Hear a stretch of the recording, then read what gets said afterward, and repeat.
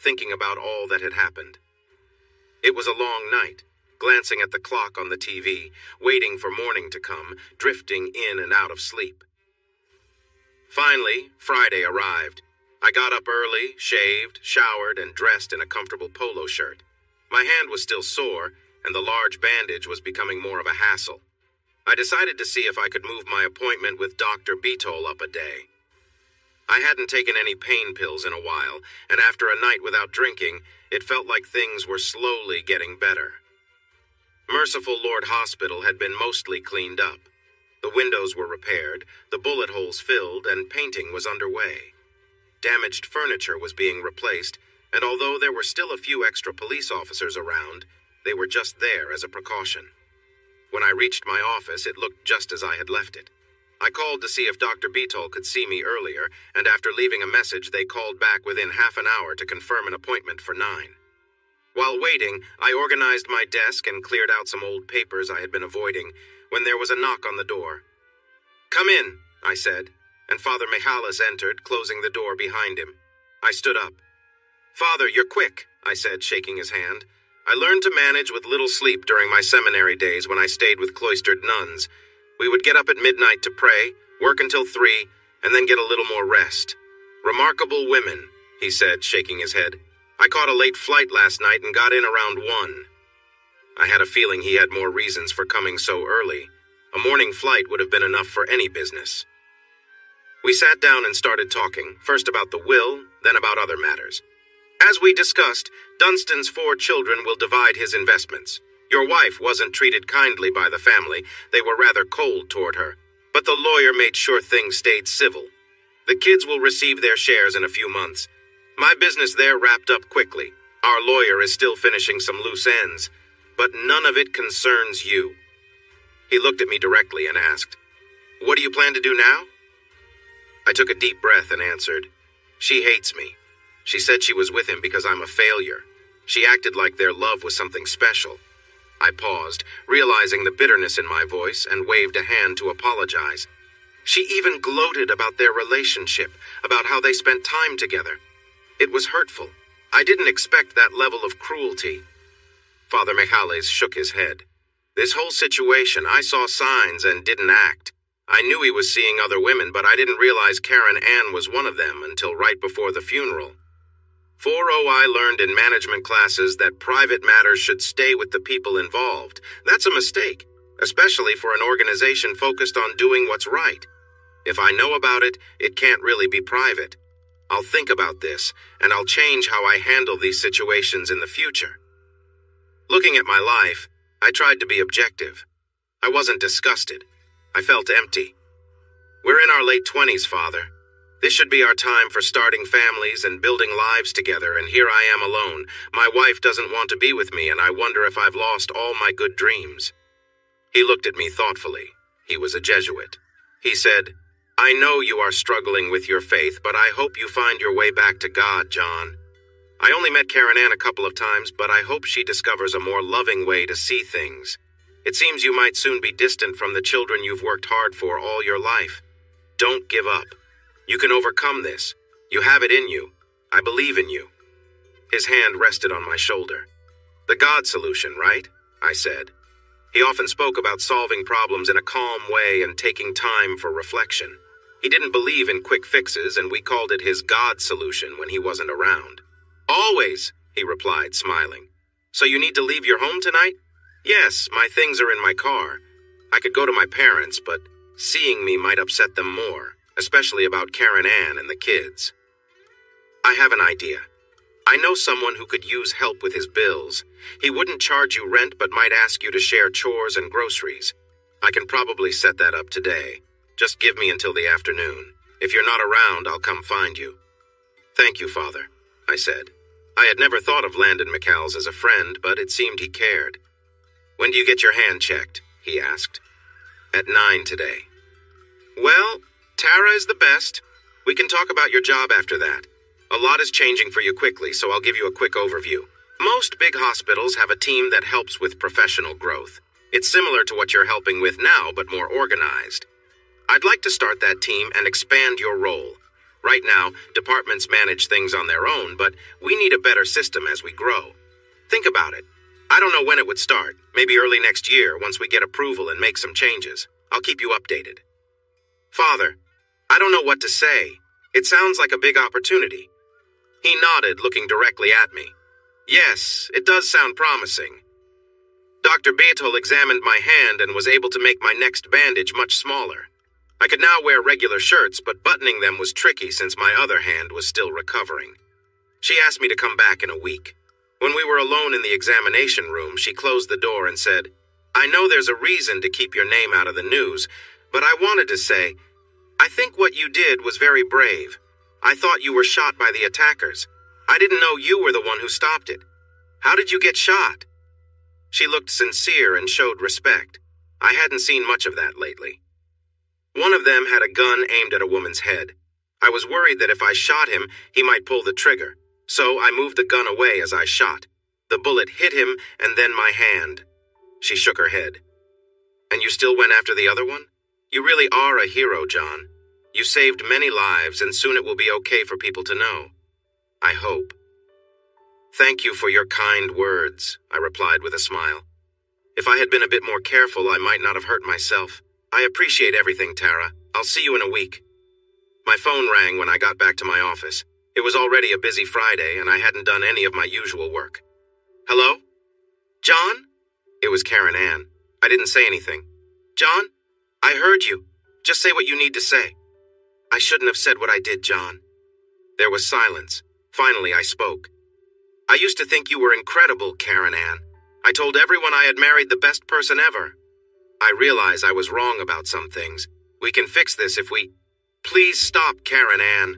No man with any respect could stay married to someone who felt that way about him. There's no point in talking. What do you want from me? What could we rebuild? I asked. I can't be married to you. You threatened to... But my voice faltered. I wanted to sound strong, yet no words came. John, you're being unfair. Don't you care about the kids? That made me find my voice. Unfair? This is about respect. You've made our kids into possessions I have no say over. You left me and took them. You threatened to say terrible things about our lives. That is not being unfair. A father is more than just a man. He does what is best for his family, even when it's hard. I'm struggling, but I have to do what's right. I will sign your papers soon. You're harsh. Now my words were firm as I finally understood my feelings and what I faced. I don't take the loss of my family lightly. You broke us apart. How could you think of accusing me of anything bad? No one cared for those kids more than I did, not even you. I paused, then added, Did Dunstan even know them? Did he hold them or play with Dylan? Silence followed.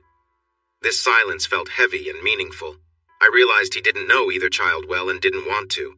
That's his loss, I thought. Where do we go, John? She asked, and I sensed for the first time that she understood she had completely broken us apart. You brought Ruggieri into our family, I said, my anger rising. May God forgive you for what he brought into our lives. I shook my head, and there was silence on the call. Why was she still listening? Regret, loss, confusion.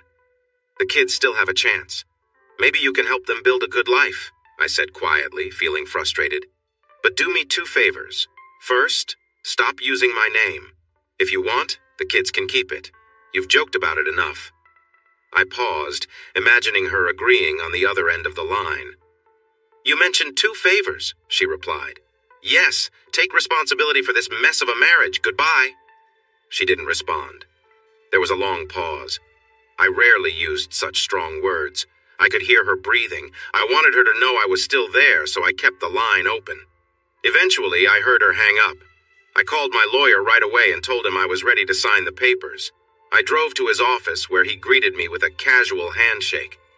Looks like things have calmed down, he said. Yeah, my wife called, wanting to fix everything, but it's too late for that. We sat down, and I paused as more feelings washed over me. Having low expectations shouldn't be enough to keep a marriage. He nodded and took out the papers, showing me where to sign. It wouldn't work out. Men often struggle to get past the hurt, especially when they feel another person is involved. Only when it's necessary for the kids. I agreed. She has some money now. I signed with my left hand, making messy shapes, trying to push down the tears I felt welling up. "Maybe this is for the best," he said. I nodded, unable to speak. I took off my wedding ring and placed it on the table. "I'll handle everything. In a month or so, it should be finalized. I'll let you know when it's official." I stood and shook his hand. I shook my head because I couldn't trust myself to say anything. Something ended when I signed those papers. My love had been real. You never fully recover from the end of a family, even one that was as troubled as mine.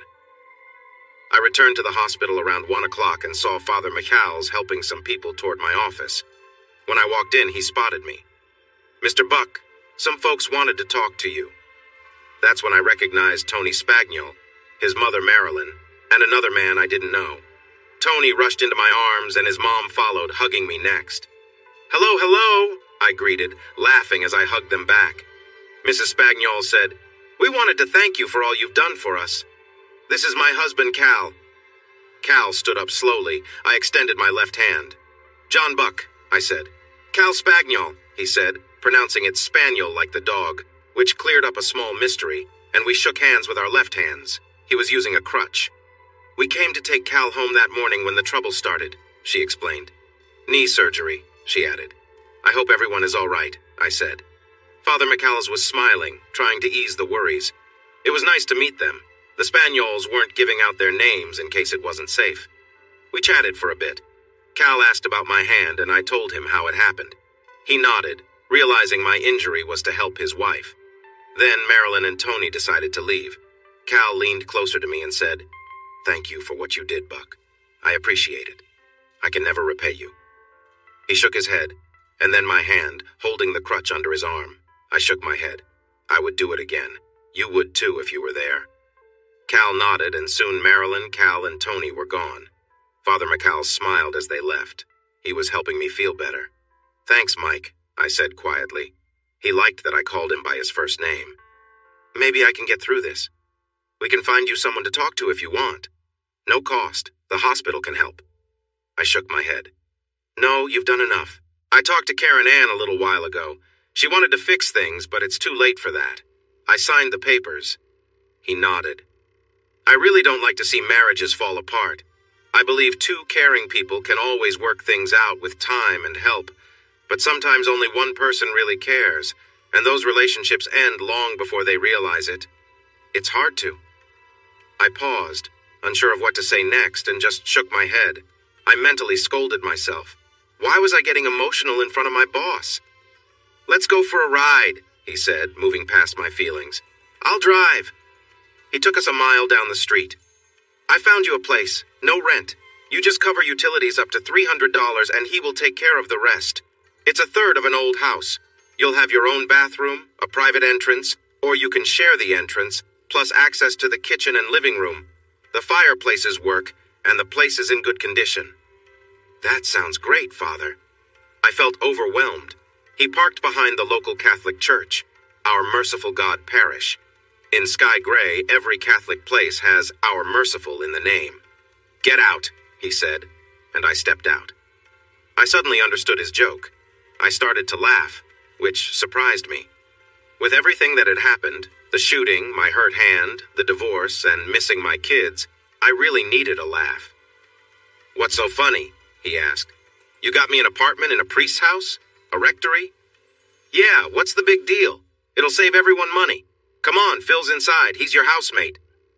I was still chuckling as we climbed the steps. I guess I don't have to worry about him bringing friends home late. Probably not. But stay alert. We knocked on the door. I moved into my new place. I had my own bedroom in an old house built in the late 1800s.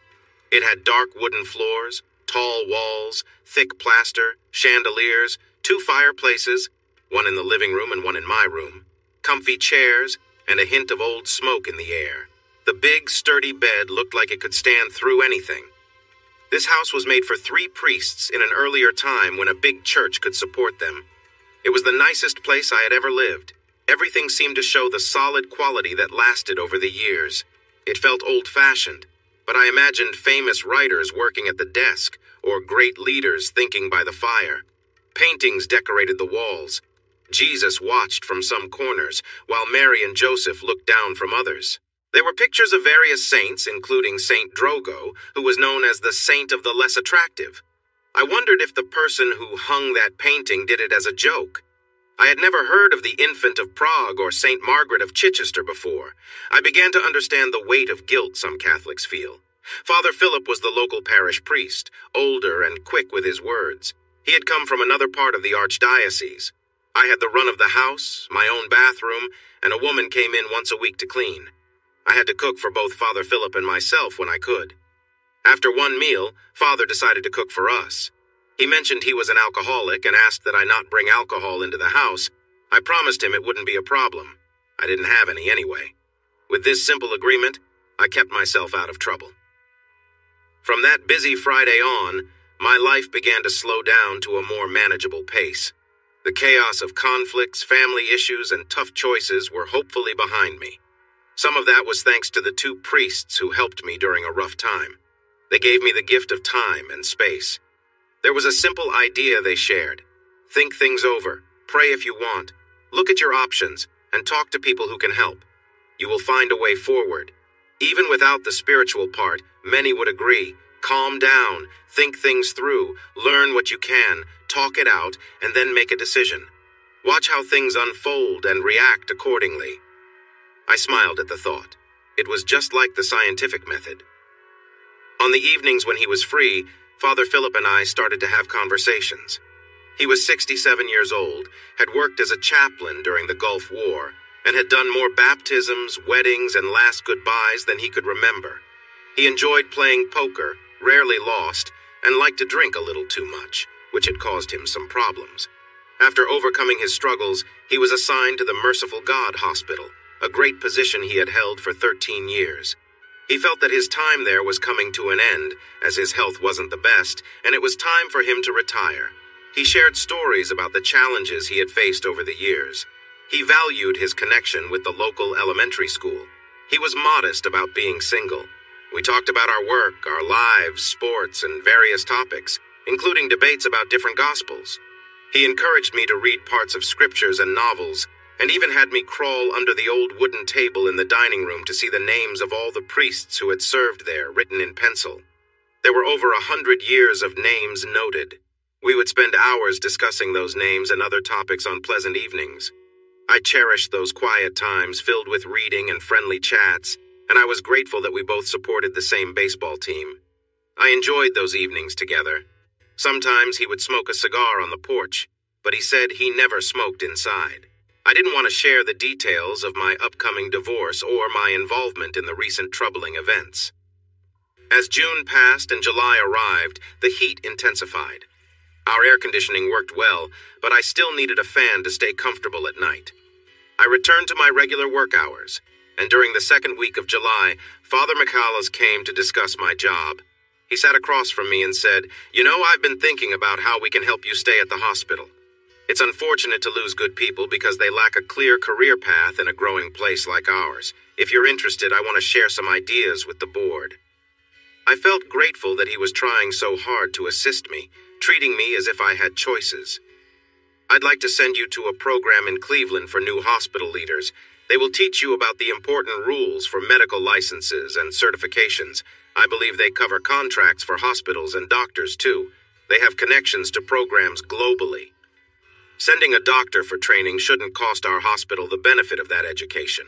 Once you return, we can create a program to help doctors recognize their strengths and weaknesses. We could also include nurses and other professions. It's important to build ongoing training into our professionals' contracts, so they choose to stay and serve in our community. I want the best doctors to remain here for their families to continue living in Sky Gray." That idea took a big hit with the tragedy. He shook his head.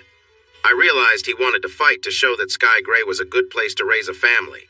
He continued, "The program will help you earn some credits. Once you finish in Cleveland, I'd like you to start a course in health administration or hospital management. There are several programs that could be beneficial. Maybe you could also consider a course in hospital law, focusing on general practices. Down the line, a master's degree could be an option." "You want me to work toward a degree, Father?" I asked. "I do. You'll have some choices if you want to work at Merciful God as we begin a new department. I don't think one person could manage it all. Bigger hospitals often have a team to support doctors and nurses in improving their ratings. I've seen that before. Once you finish your training and start establishing a program, we might need an assistant and maybe even more help soon. I can guide you through this, but some aspects will be similar to what you've done, just on a more advanced level. We'll arrange for you to complete a program in hospital management, personnel, or something related, like law. A law degree could be useful. I had never felt this excited about my job before. The next step is to write it up. Can you start by looking into University Hospital in Cincinnati? They have many doctors and excellent facilities. I want to know how they handle things, so gather some notes and then write a short essay on what you find. The notes don't have to be perfect, but the essays should be good. I might need them for my discussions with the board. Aim to finish the first one in about a week. If you need more time, just let me know. You'll also need to meet with people there for interviews. Does that sound okay? I smiled. Yes, sir, I'll make those calls as soon as you leave. Start with the notes. I want to see what you discover. You can send them to me by email or on paper as often as possible. I can help you with phone calls if needed. I looked at him and thought about his intentions. I was sure he understood what this job would require. It reminded me of what I'd read in his resume, positions he had in other hospitals earlier in his career. He was teaching me, sending me to find out things he already knew, making sure I understood how a professional human resources department operates. Apparently, he believed in my abilities and wanted to guide me into a career. Great, sir. I know some people in that department at UC. I'll reach out to them right away. So my new job began. I felt a mix of excitement and nervousness, wondering if I was in over my head. But I had several people supporting me. I had my hand checked again by Dr. Beetol, who told me it was much better and praised her work. She advised me to keep wrapping it for the rest of the summer, and she provided some ointment to help with healing and prevent infections. The scars on my hand looked painful, and I wasn't sure if I would ever be able to make a fist again. I could move my fingers, but it hurt a bit.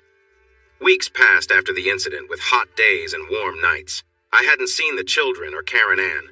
My life felt comfortable but empty. Being unnoticed by others suited me, yet without my family, I felt a deep loneliness that no kind words from a priest could fill. I had always lived a quiet life. Aside from a couple of investigators and 2 priests, I didn't think anyone knew where I was, not even my parents.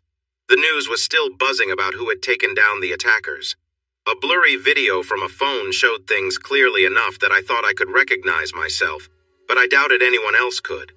No one would have pictured me in that situation, so it helped keep me hidden. The video captured the moment when the bullet hit my right hand. Fortunately, I was just one of many who had been hurt, so I didn't draw much attention to myself. The mayor of Sky Gray called me a hero and a humble man in an interview. Special Agent Remark was also asked about me and simply said, "We will not reveal this man's identity." One night I sat on the porch with Father Phil and pondered my future. We chatted about marriage, my divorce, and what was right. He didn't judge me. While he didn't approve of divorce, he felt that the real issue was in being unfaithful. To the church, divorce wasn't really accepted. He suggested I read a book by Evelyn Waugh about a divorced Catholic. Phil was always recommending books, and this one was a comedy, though it dealt with serious themes from World War II. But there was nothing funny about my divorce. It was official on July 24th. I didn't even have to be at the hearing. My lawyer brought the papers to me at the hospital. It all went as planned. He told me that the judge had noticed how messy my name looked on the document and explained it was because of my injury. He mentioned some things to my ex-wife, but she didn't say anything in return, and her lawyer didn't seem pleased. "Goodbye to that," I said, recalling a book title. We shook hands. "Good luck, John. I'm really sorry. I know this is not how you wanted things to go." I appreciated his understanding. I wasn't married anymore. I drove to my parents' house and showed them the divorce papers. It was a sad moment for all of us. Mom nodded silently, and Dad did too, but his words didn't seem important. After a brief hug, I left. There was nothing more to say or do. Dylan and Hanley were no longer in my life. There was nothing to be done, nothing at all. As Lord Byron said, the greatest joy in life is feeling that we are loved. Had Karen Ann ever loved me? Dylan was born just 2 months after we started living together. We weren't struggling, but life was getting busy with a child. I often wondered if I had ever really been loved. The answer felt clear. No. A strong no. That evening, Phil and I sat on the porch talking about my divorce. I felt sad. He called Father Mike to join us. We watched the stars and sipped iced tea, discussing Karen Ann and the kids, and how I wouldn't be able to help them anymore. I lifted my glass. Here's to celebrating a divorce with one single and two who aren't dating. We shared a laugh and clinked our glasses. I felt ready to share the story of my marriage with Phil. I took a sip of my drink and gestured as if letting something go. After the tragic event, my wife admitted she had been seeing someone else for a long time. Sean Dunstan, the doctor. She told me she wasn't sure if she ever really loved me. She called me a failure. It turns out the kids aren't mine. I love them, but I'm not their real father. I learned I had no strong case to ask for custody or even visit them. My wife threatened to say I mistreated them. After everything that happened, it was too much to bear. Father Mike brought me here. I paused for a moment. I truly appreciate it, Father. Are you Catholic? He asked. No, I don't really follow any religion. You are something, John. Anyone that knows you can see that. Not like the woman I married, I thought, but I admired his effort to lift my spirits. Father Mike stood up. I should head out. Thanks for a unique divorce party, both of you. I've never been to one before. I hear they can be quite lively. John, I'll see you tomorrow. He left, heading toward the hospital. I thought he would probably be busy all night. Unique? Sure, suffering can bring us closer to understanding life. I had to calm my thoughts. Phil then spoke softly. So about this Dunstan. He was a good doctor, right? I read he was one of the victims. Yeah, a great doctor, but... Phil stayed quiet, holding his iced tea like he might have held whiskey years ago. He looked at his drink. 2 broken marriages, yours and his. 2 children who don't know the truth in Hanley and Dylan. He lives far from his other children and wife. There were rumors of other affairs. He took a sip. We both looked at Venus shining in the dim evening sky. After a moment, I said, he saved a lot of lives through his work. Phil nodded. True, I'm sure Peter kept track of it all. Phil had a way of making a light joke even in serious times. About a week later, it was now August, and on Thursday evening, Phil and I were back on the porch discussing the news when he switched the topic. John, he began, I've noticed your sadness is still there. I understand the divorce has left you feeling upset, but I think there's more to it, right? I nodded as the evening grew darker. I'm a hospital administrator with not much pay. I earn less than a teacher, and there aren't many chances to move up.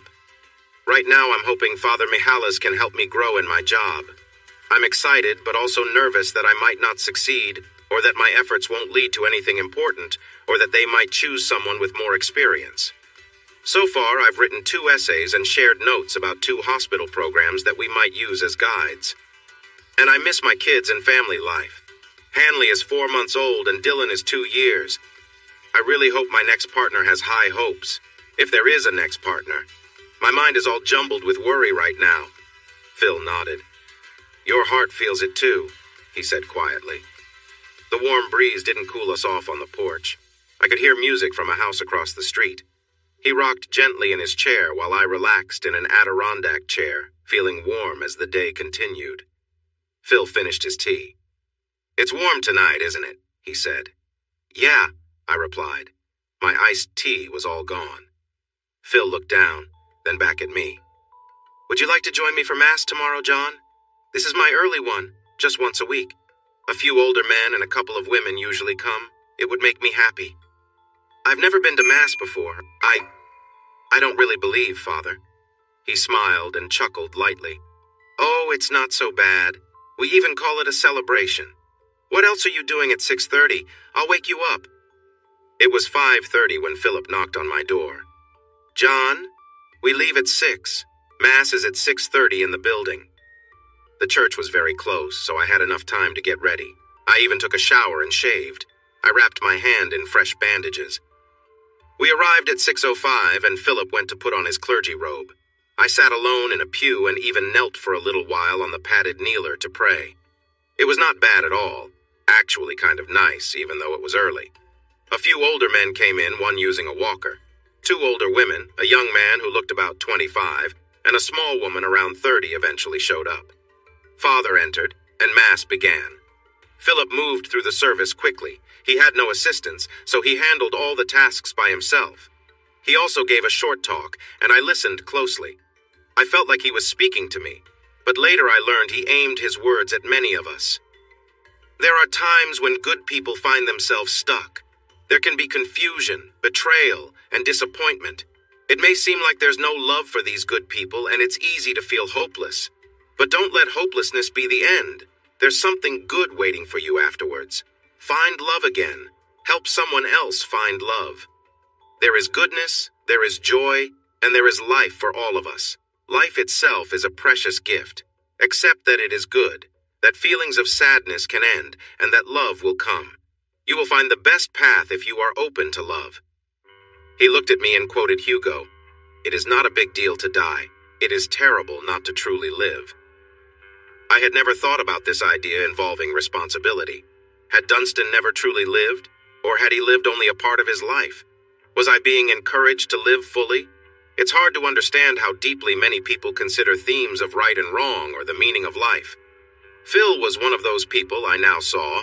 He seemed like an older man who wore his feelings openly, reading stories from writers like Garcia Marquez or John Galsworthy. But there was a lot of sense in his thoughts. Philosophy and understanding beyond tradition were part of every lesson he shared. Later, I wondered if he truly believed in all the teachings of his church, or if he accepted them because he saw a deep goodness at their core. When the service ended, Father Philip announced it politely, walked down the center aisle to the back of the church, and began chatting with the people there. Laughter and friendship filled the large, mostly empty Catholic building. I met Joe and Richard, two veterans of Korea and Vietnam, who greeted me warmly. I mentioned I had hurt my hand at work. They were impressed I had served and felt I was fortunate to have avoided combat. Sybil was an elderly woman from Florida. I later learned she moved to Sky Gray after her husband passed away. The young man left quickly, probably to get to work on time. Maria was a woman close to my age, with red hair and a shy look. She was very small and seemed to want to be even smaller. She seemed like she could be the most beautiful woman in any room. Philip took her hand gently in both of his, as if he thought she might run away, whispered something to her, and walked her over to me. I noticed for a moment that she was shaking, just a little. Maria Gray, this is John Buck, Philip introduced us. She looked at me with her head slightly down, maybe wishing to lower her gaze. Hello, John. Maria, nice to meet you, I said, offering her my left hand. She hesitated for a moment, looking at my bandaged hand, before she reached out her left hand and we shook hands. This was a big moment for her, and Philip knew that and had arranged it perfectly. He held her right hand firmly during the introduction, not allowing her to slip away. Father nodded and found someone else to talk to, leaving us alone for a moment. We chatted for a few minutes. She spoke softly at first, forcing herself to look into my eyes with great effort. She worked weekdays from 7:30 to 3:30 cleaning rooms at a motel, so this early service worked well for her.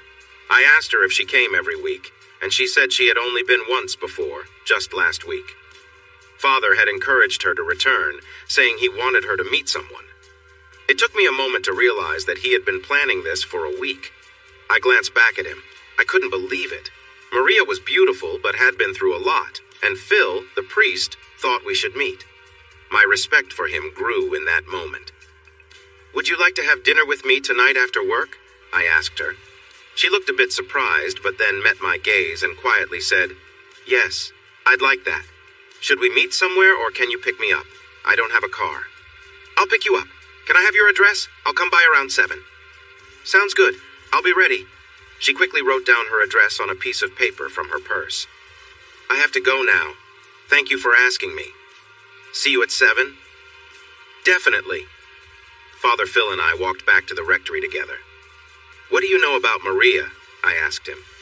She mentioned she hasn't been coming to Friday Mass. Her family has been part of the church for a long time, he said. In fact, they helped settle Sky Gray. Her dad works for the power company and her mom runs a daycare. Good people. Maria went through a tough time when she was younger and has difficulty connecting with others. I believe she sees someone for help. What happened? How did she get hurt? When she was around 21, she had a terrible experience with some young men that changed her outlook on life. Since then, she has found it hard to trust men. It's been tough for her to feel comfortable being part of society again. It's a positive sign that she is working now, attending Mass, and I heard you set up a date? I nodded. He said, "That's great." Yes, it really was great. Chapter 7. Maria. At 7, I found myself in front of an old house in sky gray. The white clapboard was aging and had a bay window. The 2-story home had a red tin roof and a nice porch with a swing. I knocked on the door. A large man, about 55, answered. He wore a clean khaki shirt, blue work pants, and running shoes that seemed a bit too big for him. "John?" he asked. "Yes, I'm here to see Maria." "Come in," he said, opening the door. "I'm Tom Gray." I raised my bandaged hand to show why we should shake left-handed. "I hurt my hand," I explained, grateful for the cool air conditioning that replaced the August heat. He motioned for me to sit in the living room. "Sally," he called. "John's here." Sally entered next, small like her daughter, with red hair and a pale complexion. "Nice to meet you, John. What's your last name?" "Buck. John Buck." I extended my left hand and she noticed my bandage a moment later, but still held on for a while, as if this meeting meant something special. "We're happy to meet you, John. Please, come in and sit." "Would you like a drink? Soda or water?" she asked.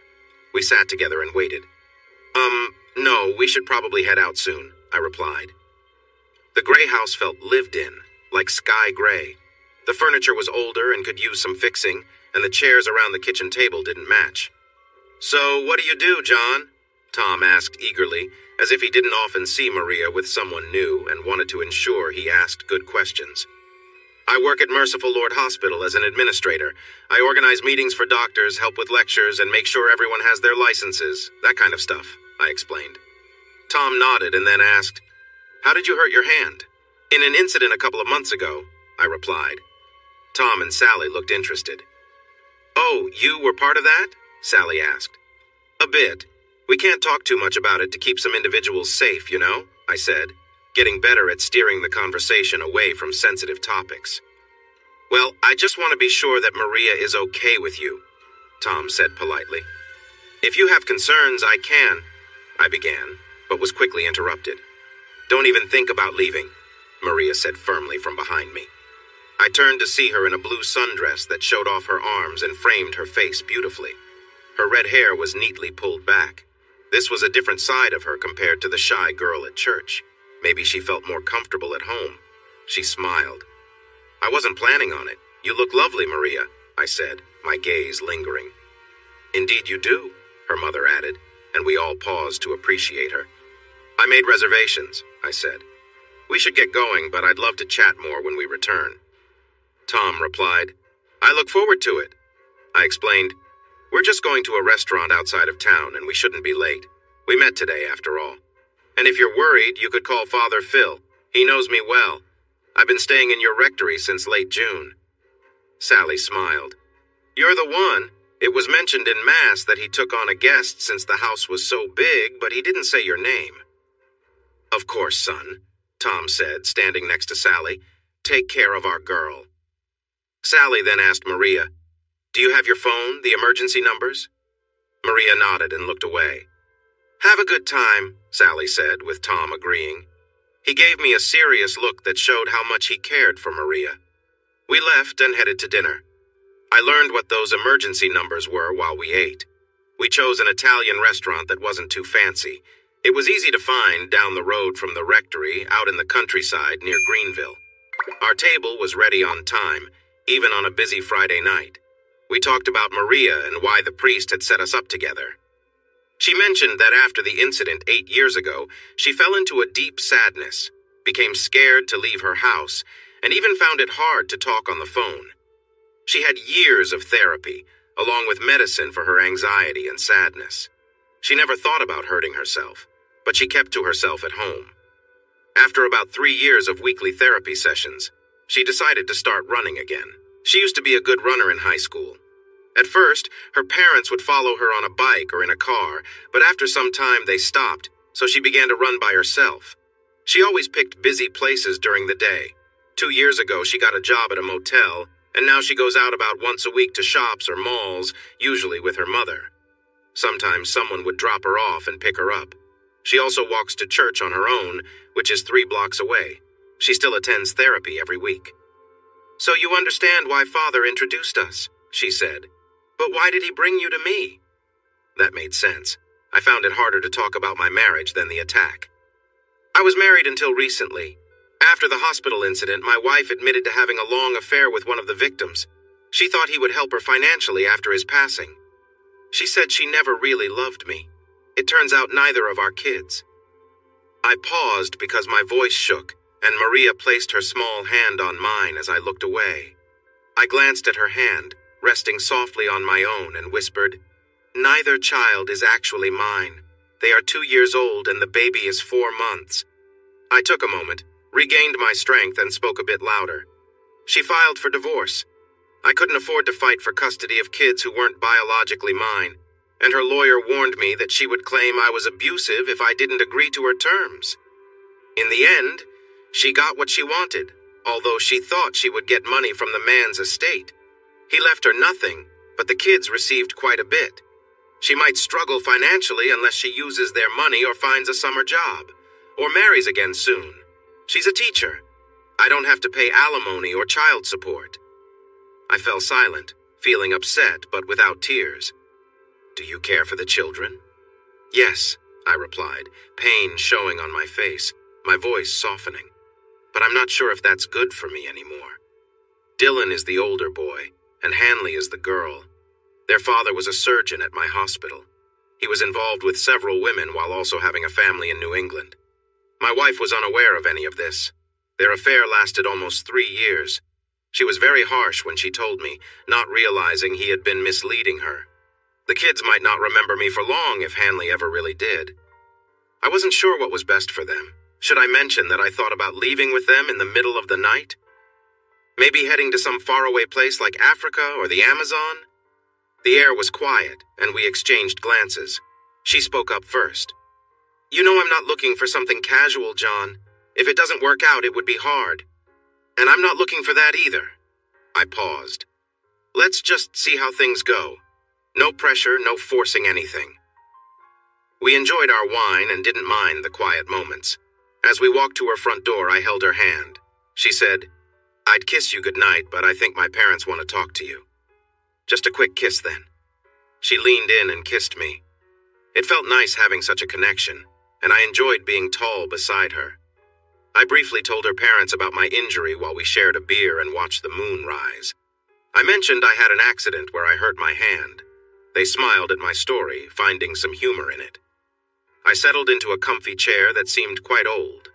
After a bit, Maria came over and sat beside me, resting an arm around my shoulders. "In the end, I hurt myself a little, but that's all," I explained. Tom looked unsure. "You're right-handed?" I nodded, tilting my head toward him. "So, how did—" He seemed to have an idea. He must have seen me using my left hand in a video. Perhaps he noticed my right hand move right before the accident. I met his gaze as he chose to remain quiet, and I thought I saw him nod slightly. I filled the silence. It was getting late, and a dinner date on the same day you meet someone is a bit unusual. "Mr. and Mrs. Gray, I understand Maria has ties to the town's founders. I'm looking forward to hearing more about that. I'm leaving now, and I hope it's all right for me to see Maria again. I'll be in touch very soon," I said, smiling. She walked with me to the door and closed it softly behind me. August nights in Ohio can be very warm, and by the time I got to my car, I was sweating. It reminded me that all relationships face challenges eventually. We had met in the morning, shared our thoughts, and kissed. That felt like enough for one day. I had experienced loss with Karen Ann, Dylan, and Hanley, and nothing was certain. I craved something real and emotional to help me stay strong. Maybe it could last. So began the easy part of getting to know Maria Gray. Days went by slowly. I called and we chatted for a few minutes on Sunday. I saw her jogging on Tuesday afternoon. I called Maria's parents on Wednesday to see if it was okay for me to pick her up from work when she finished. I thought it would be nice to give her a ride and have a chance to chat. Her mom thought it was a good idea, but warned that Maria might be a bit messy from her job. I bet she still looks great, I said. Her mom seemed pleased and told me where to park so I wouldn't miss her. I got there a bit early and leaned against my car so she could see me. At 3:35, she stepped out with another woman, laughing. When Maria spotted me, she paused and touched her hair. Her friend noticed her hesitance and exchanged a look with her. Maria smiled and shook her head. Then she took her friend's hand and walked over to me. "Hi, I thought I'd give you a ride home," I said as they approached. "Do you have room for Eva? Eva, this is John Buck. John, this is Eva Dominguez Lopez Villardo," she said with a laugh. I extended my hand to Eva, who looked to be in her 40s. "Nice to meet you, Eva," I said. She replied, "So, you're the guy Maria has mentioned." "I'm glad to hear that. Hop in, ladies, and I'll need directions." They both laughed, and I noticed a more open side of Maria that had surfaced, much like her confidence at home. They chatted about work, sharing funny stories about their boss, their families, and Eva's kids. Everything Eva said seemed to spark joy in Maria's eyes and brighten her voice. There was a quiet vulnerability in Maria, like she was balancing on a tightrope, and it wouldn't take much to tip her. She often spoke softly, especially at the beginning of our conversations. It seemed that every day she faced a desire to withdraw from everything around her. She often preferred to just stay still, not work, not eat, not go out, not watch TV, not read, not clean, or not play. Starting any activity was a challenge for her. It took some time and conversations with her and her mother to realize that a difficult experience had changed her deeply. So I tried to see her every other day. I wanted her to know she could rely on me without feeling overwhelmed. After our first meeting, I began to pick her up from work, or I would wave when I saw her jogging or just call to check in. As time went on, I started visiting her unannounced, and her mother always seemed happy to see me. Sometimes I would call and we'd meet at the ice cream shop or Starbucks. We went to 2 baseball games together as the Dayton Dragons season came to an end. I also took her to a show in Cincinnati one Sunday afternoon so we wouldn't be out late.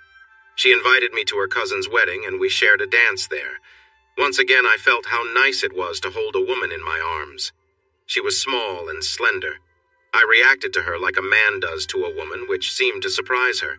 She paused her breathing for a moment when she felt me next to her. During those first 2 months, August and September, she introduced me to her family, including aunts, uncles, cousins, and even an old high school boyfriend. I found myself feeling a bit jealous, even though 12 years had passed and he was married with a child.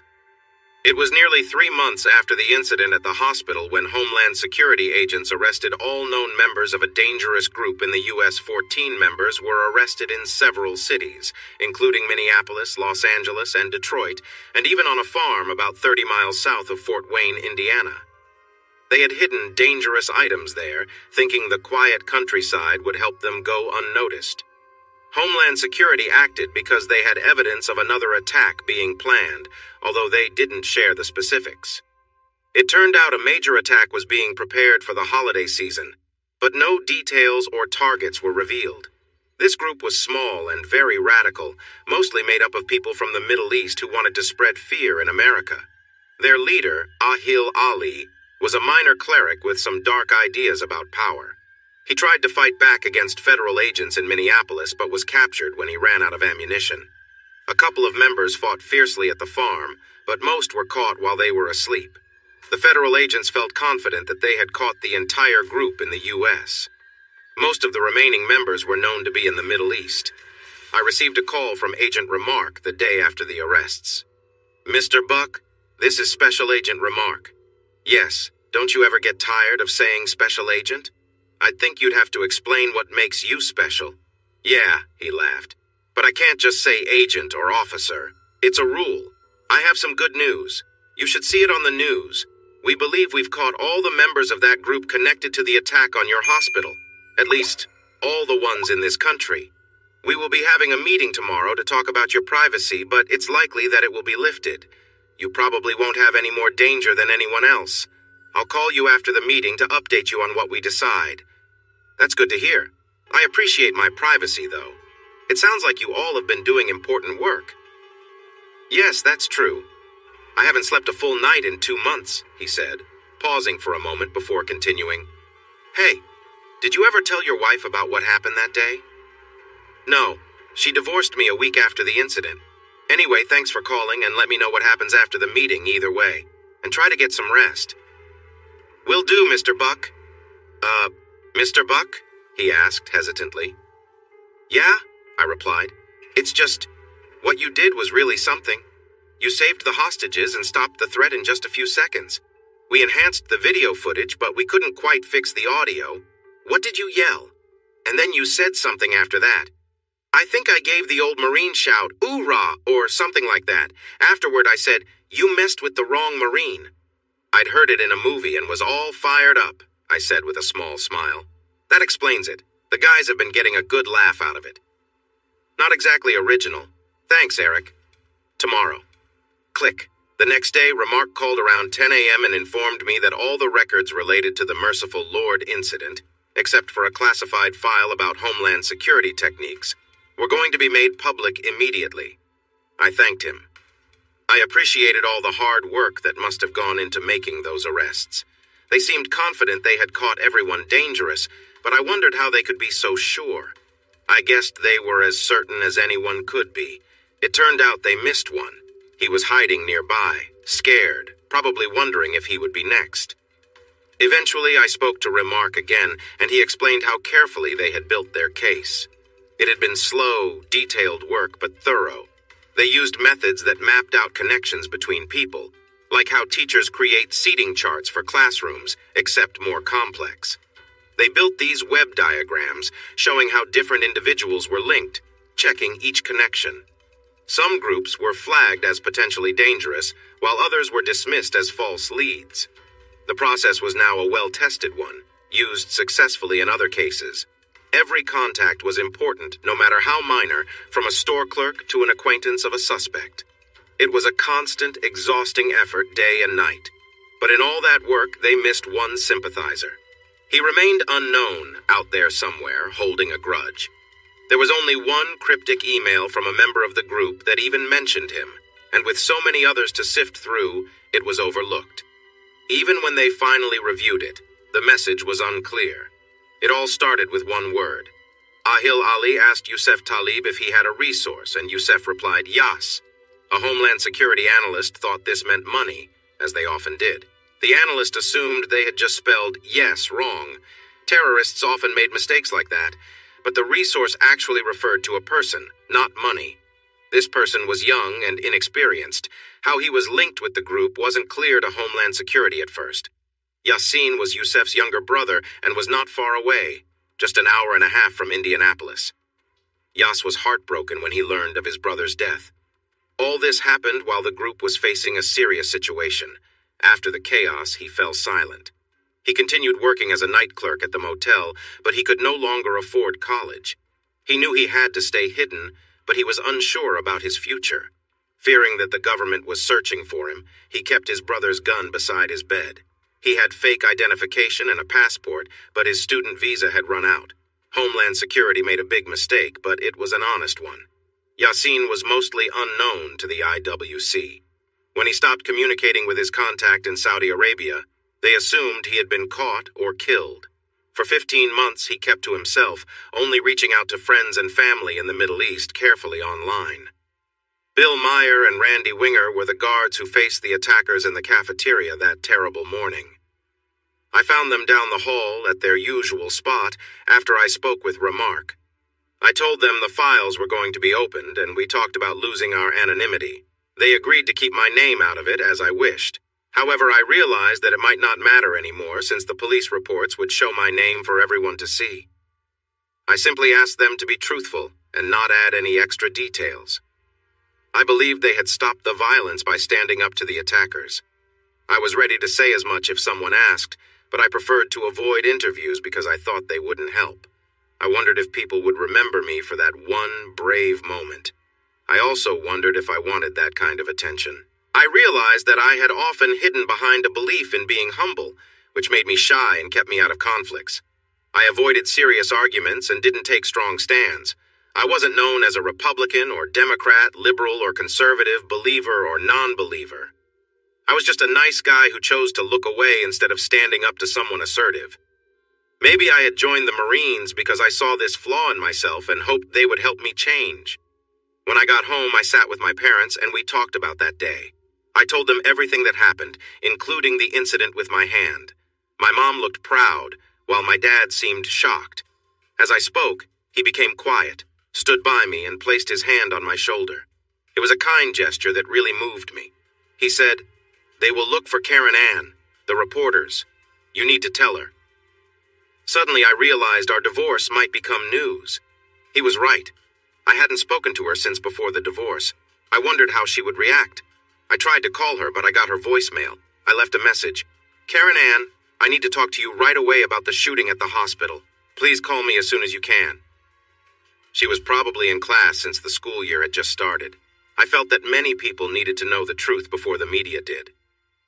I left my parents' house and drove to Maria's parents' home. I knocked on their door, and Mrs. Gray answered. "John, what a surprise! Come in," she said. "I need to discuss something important with you, ma'am. It's about the hospital incident. It's urgent," I said as I entered. "Okay," she replied, looking a bit confused. "I'm here alone. Maria is at work and Tom is out." "What is it?" She seemed worried. "It may not mean much to you, but the files on the hospital shooting will be made public today. Most of the people involved in the attack have been caught. I didn't share everything before, but I shot the 2 attackers. I also hurt my hand, but I stopped them." She looked at me, relief washing over her that it wasn't about Maria. Yet, the news surprised her. "Tom mentioned that you hurt your right hand and you're right-handed. He thought you were holding back on us. Now I understand," she said. "I believe there might be a lot of media attention soon. They could find out my name, maybe even my photo," I warned. I could see her putting the pieces together. "They might discover that Maria is my girlfriend," I added. Her face lit up with a smile. "That sounds wonderful. Maria has faced so many challenges." "Your girlfriend?" I smiled back. "You should probably tell Tom before he hears it elsewhere.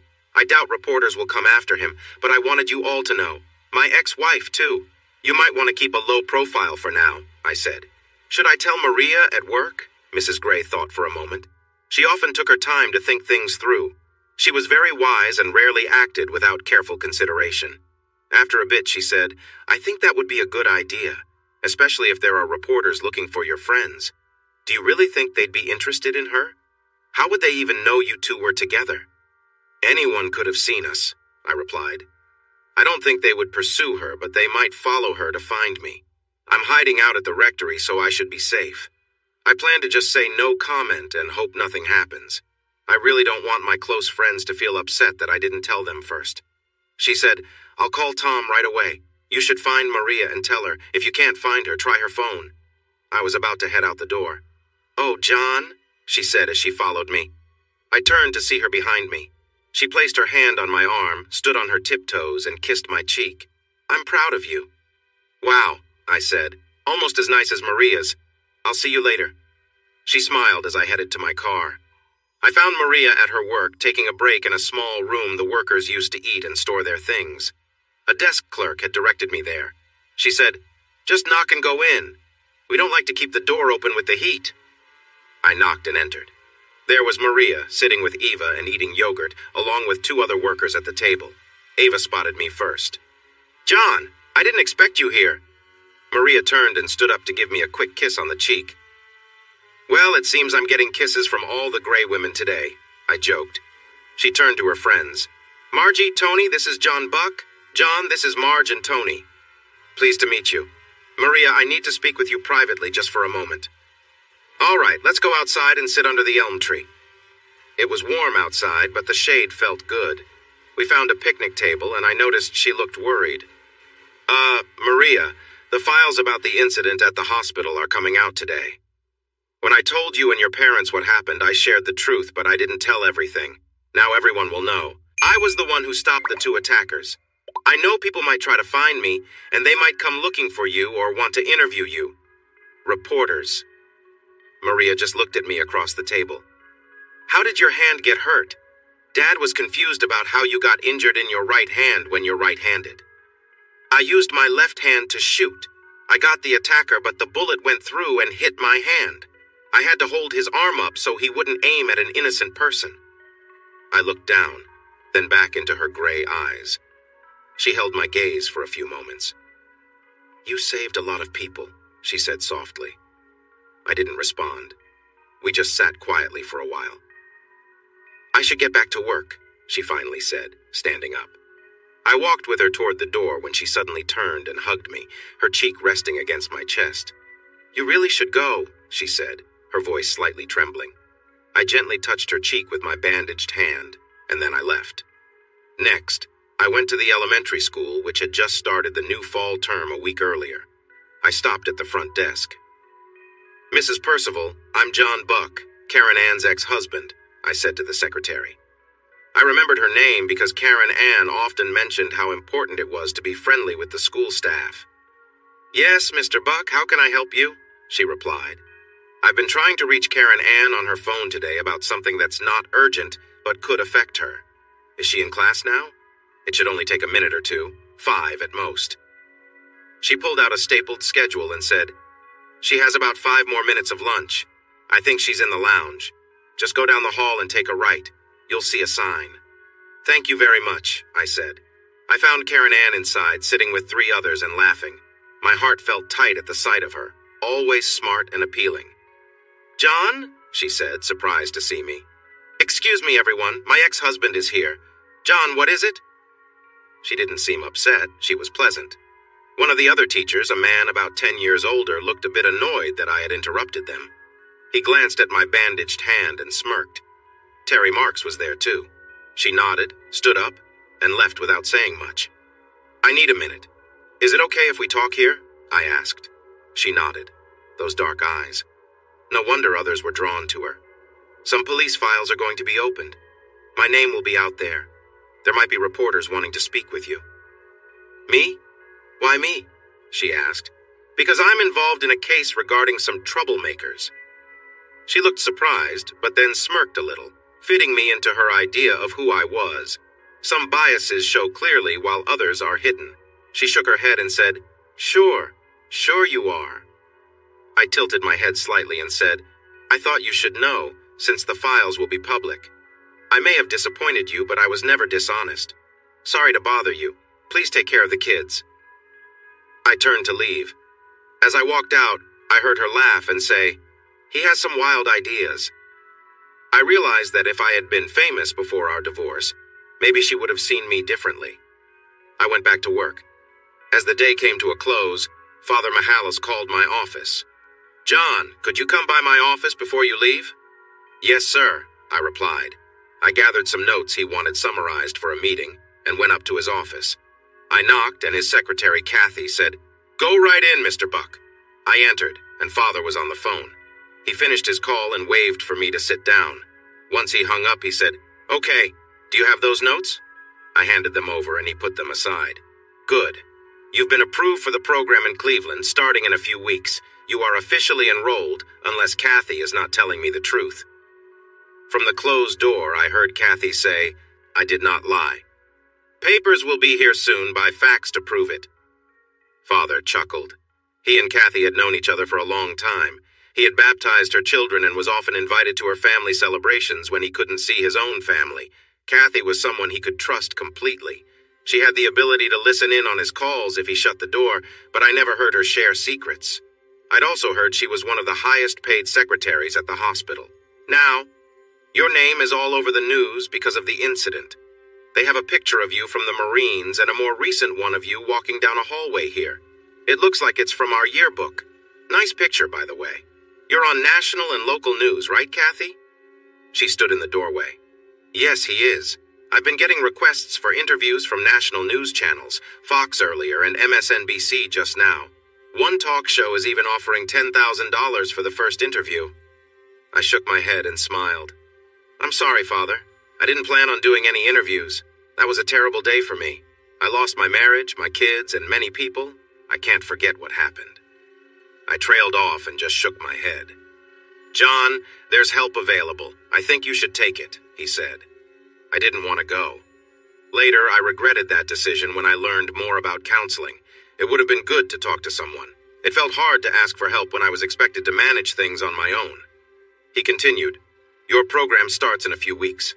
If you get the position, which I think you will once the board makes their decision. After that, I have another idea to further improve your skills. A paid break after the program is running. You could attend a master's program in Minneapolis during the summer and work from home for the last part of it. There might be other programs we can look into, maybe a new one starting at Ohio State. We can discuss it. I know someone at UC who may be open to working with you as a special case." So the Cleveland program came first, then the job, then hiring assistants, and finally a break for a master's program. Had he planned my future out for me? He continued, "Get everything ready as best you can, if the papers come." "They'll be here soon," Kathy called from the other room. "Check them over and find the details online. We need you prepared. I apologize that the board hasn't approved you yet, but I don't want anyone else for the role. I told them I wouldn't consider other candidates until they made a decision about you. They probably won't decide until December, by the way. Sorry about that.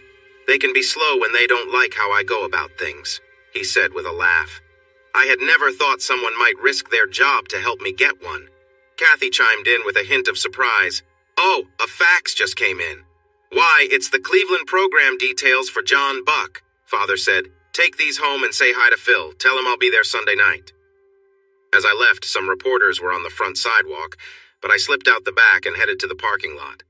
They didn't recognize my car, so I was able to leave without any trouble. On Saturday evening, I went to Maria's house for dinner. Thankfully, they hadn't been bothered by reporters yet, and I hoped it would stay that way. I didn't know how Maria would handle the stress of the questions and cameras. Tom and I talked about the shooting, and I shared my experience.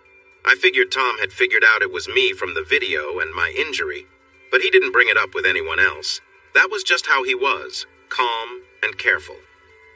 Later, when Sally arrived, I told them about Karen Ann, Dunstan, the kids, and how Father Mahalas was trying to help me find a new job. Maria sat next to me on the couch, and after a while, Tom and Sally said goodnight, leaving us alone. After her parents left the room, Maria became bolder. She leaned closer and kissed me softly. I held her tightly, and we both breathed quickly. I felt a strong desire for her, but I wondered about her past, knowing she had gone through something difficult when she was 20. I didn't know much else about her history. Did it matter what a serious boyfriend knew about his partner's past? We had only been together for a short time. We weren't going to rush into anything. I was still cautious, especially considering where I lived. I smiled to myself, thinking about my life in a rectory. The idea of being together there was funny, but I knew it could bring challenges for her. After a few more kisses, I gently pulled back, trying to control my feelings. She seemed to sense my hesitation and kissed me a little harder. Why was she so open? Maybe it was because she had been waiting for someone like me. I whispered, "Not yet. I care about you, but we need to take our time." "It's you," she replied. "I see so much good in you, and I've waited for someone like you. I haven't had a boyfriend in a long time." "That's good. I don't want any competition," I joked. We enjoyed a quiet moment together. I finally sighed, stood up, and said goodbye. We kissed at the door. I avoided the news on the radio and TV all weekend, worried it might mention me. On Sunday, I sat in the large, dim living room filled with comfy chairs and a couch. The fireplace was empty, and I enjoyed some iced tea I had found in the fridge. Father Philip came home around 7, made himself some cold pasta salad, and we had that for dinner. About an hour later, we went outside to sit, and Father Mike joined us. Phil went inside and got some sparkling water, which he poured into a wine glass. We sat quietly for a while. Finally, Phil spoke up. "Father Mike told me you did something very brave, and that you faced a big loss during your divorce. I understand now what happened on that difficult day at the hospital, which led to your divorce. I admire your strength, John. Father mentioned you have a hidden resilience. I think it shows your character." I didn't reply. We all looked out at the darkening Ohio sky. The two priests just rocked gently in their chairs. It was peaceful. Father Mike finally said, "Security can keep reporters outside, but they can still see you when you drive up or walk in, even if you use the back entrance. They can help you get through if there are too many." I chuckled. "Sounds like something out of a comedy movie, doesn't it? Do you think they're bothering Karen Ann?" Phil replied, "Yes, they are. One reporter called her the recently divorced wife, and another said she knew nothing about your whereabouts. She has her kids to care for, and when a reporter asked her something, she got upset and said no comment. As far as I know, she hasn't given any interviews." Father Mike added, "You have received many requests for interviews. Late-night talk shows, Fox News, local TV in Cincinnati, Dayton, Indianapolis, Fort Wayne, and various newspapers." "I guess I'm finally getting the attention I deserve," I said with a hint of sarcasm. "Now that I live with a priest, I'm famous." Father Mike found that funny. I continued, "Yet it feels like humanity isn't doing too well lately. Divorce, disagreements, and pride. Then I met this wonderful woman, moved into the nicest place I've ever been, found a job I liked, and made 2 good friends." "Let's make a toast," Father Mike said. We raised our drinks, to not always getting what we deserve in life. We all agreed. After all, these priests believed in the idea of original sin. For some, life was a constant challenge against their own flaws. We sat in silence, thinking about human nature. It was a lovely evening, and eventually Father Mike went off to do something else and Phil headed to bed. I remained on the porch, watching the night sky and reflecting on things. The 2 priests viewed me differently than most people. To Father Mike, my humility was a given. To Phil, I seemed strong, but to Karen Ann, I appeared less capable. I felt that many would share her opinion. I often used humility to cover my own insecurities. Just as my girlfriend had fallen into her doubts, I had my own set of just good enough thoughts. Not all of my choices lacked good intentions, but many about my career had been made out of fear. I was scared of not doing well, but I realized it wasn't really failure if I didn't even try. Father Mike was pulling me into a program he was starting, pushing me to think about my future as an adult. As the hospital became more important, Father knew it needed skilled people to grow with it. Was I a true hospital manager or just someone doing a job? I decided that the police and Homeland Security reports could tell my story for me. It wasn't just being humble. The worst day of my life, the day that ended my marriage and took my children from me, wasn't a day for me to make a name for myself or earn money. I did not want to remember that day. The hospital didn't need a famous person connected to a crisis. I believed that more attention often meant more trouble. Articles were written about me for newspapers and TV, and I became the center of those stories. The newspapers said I kept to myself because they couldn't find where I lived. One TV reporter even called me a virtual hermit. I was now a known figure, and maybe my reclusiveness made them even more curious. My friend Phil would find articles about me and share them, and we'd talk about them while sitting on the porch. My parents talked to some reporters. They said I had a normal childhood and were surprised when I chose to join the Marines. My mom described me as gentle, and my dad agreed. Some saw me as a hero, others didn't. Most opinions were positive, but not all. Questions arose about how I came to be in certain situations.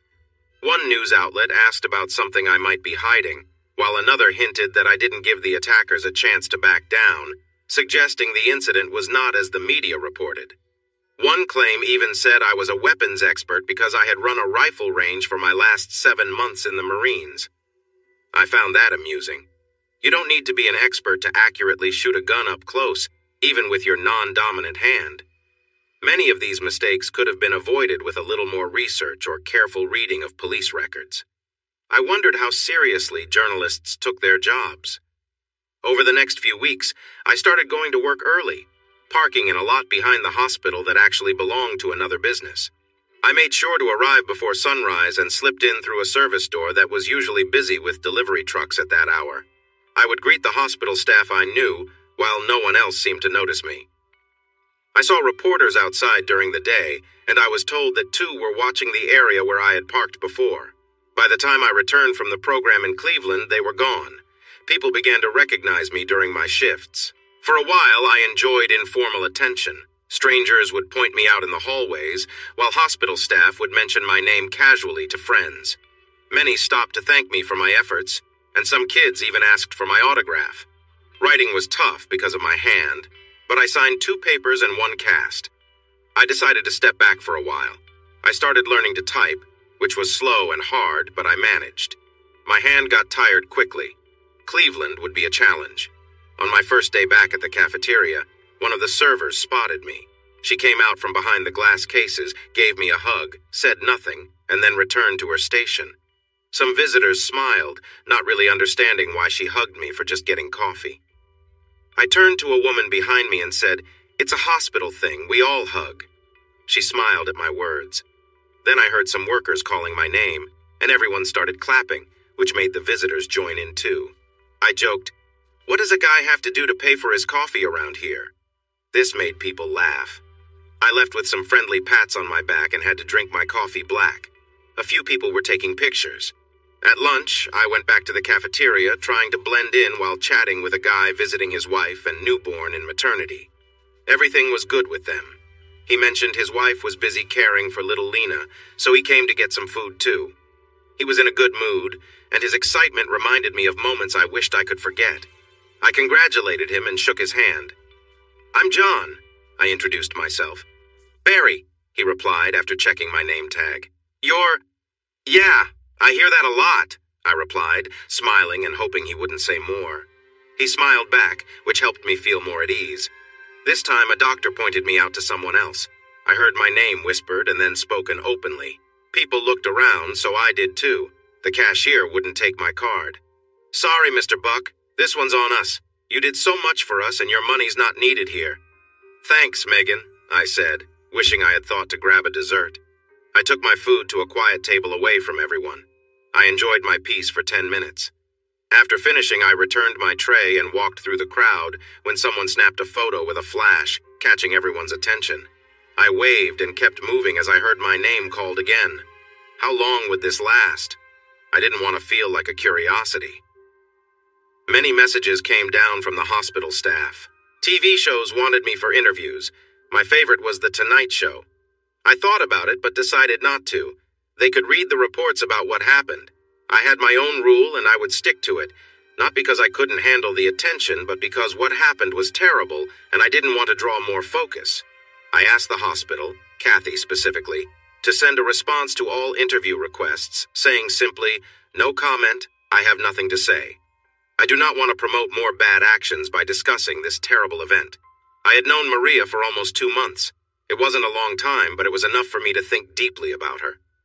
The last week of September came, and I had to drive to Cleveland.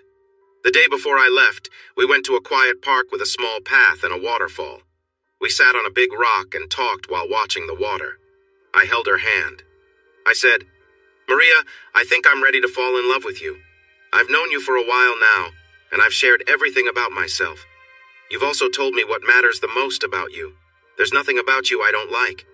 You're beautiful, kind, and smart. I want to be close to you. It's hard to keep my distance, but I'm not ready for a serious commitment. I'm not asking you to be exclusive or anything like that. That feels too young. I just want to know if you feel the same way. I'm not making any promises and I don't want any from you right now. I just need to know if I'm on this journey alone." She took my other hand, holding both of mine. Taking a deep breath, she began, "About 10 years ago, I was in college in Louisville. I had a new boyfriend named Brandon. I had only known him for 2 weeks and we had gone out a couple of times. He seemed nice. One night, he took me to a party with some friends. I trusted him, but it wasn't a party at a typical house, just a place some people rented. Brandon was drinking and his friends started taking pills they said were drugs. I wanted to leave, but they wouldn't let me.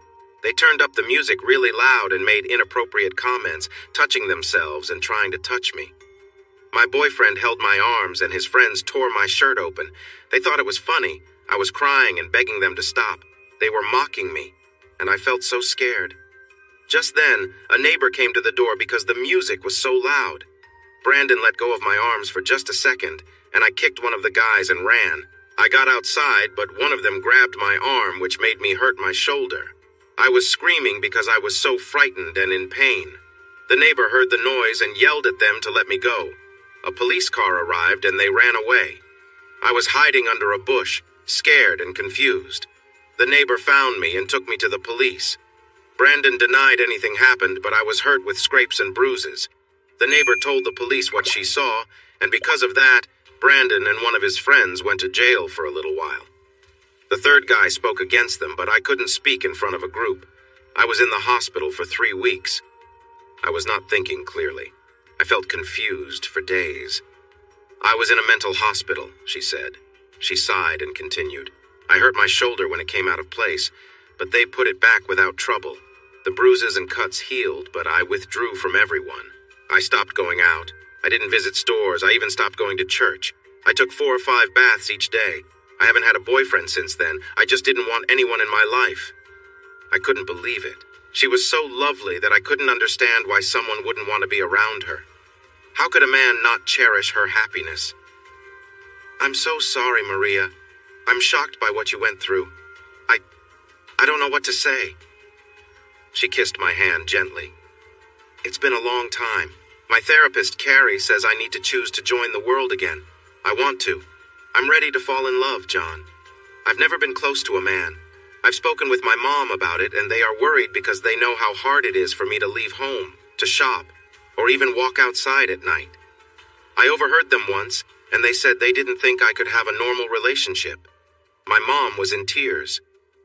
I asked, "Do you think you could have a relationship?" She held my hands tightly. "Only since I met you." I leaned in and we shared a soft kiss. It made us a little unsteady, and we reacted too slowly. I shouldn't have let her hold both my hands. We slipped and fell onto some rocks. Luckily, there was a shallow pool below us, about 4 feet deep, and we landed with a splash. We were soaking wet and laughing as we climbed out, a bit scraped but fine. By the time we returned to the car, our clothes were drying. My wallet got wet and stayed soggy for a week, but I remembered that kiss each time I spent money. Years later, she told her mother it was the best kiss she'd ever had. I felt the same. I called Karen Ann just to inform her that I would be out of town. She was supposed to get the house ready to sell soon since I was entitled to half of the value. When I called, her machine picked up, so I left a message. The Cleveland program aimed to prepare counselors and administrators to support doctors and other licensed people in keeping their credentials up to date. Hospitals did not want to lose good doctors whenever they took time off or needed to upgrade their skills. They wanted them back. I felt out of place in the Cleveland program. Most students had degrees in hospital-related fields like administration or management. I was a liberal arts major. To catch up, I studied late into the night, sometimes calling Father Michals for help, and I didn't hold back from asking questions in class. A few students and teachers recognized me as that John Buck, and eventually everyone did. I just asked them to keep it quiet, and they respected my wishes. I announced my news during class when some people were talking about it. We decided to go to a nearby cafe and move on. I shared what had happened and mentioned how hard it was to type because of my injury. I also bought another round of drinks to lighten the mood. I thought my brief moment of attention had come to an end in October. About a week later, a professor surprised me in front of the class by saying that we received a gift, a program that would let me talk to my computer and have it type for me. Once I figured it out, my life got much easier. Everyone clapped for me, and I was grateful. Most weekends I drove home, but I didn't go back in mid-November. We had to prepare presentations for Monday, pretending to counsel a doctor who was experienced and educated. We had to identify when their license needed renewal, options for upgrading, including classes and nearby colleges that offered them. We also had to think about how long it would take and other important details like the doctor's age, expected retirement, and potential income from an upgrade. It wasn't thrilling, but it was real work. We needed to understand the doctor's situation, including family matters. I was assigned to a 34-year-old heart surgeon who wanted to upgrade. He had a wife at home and a baby on the way.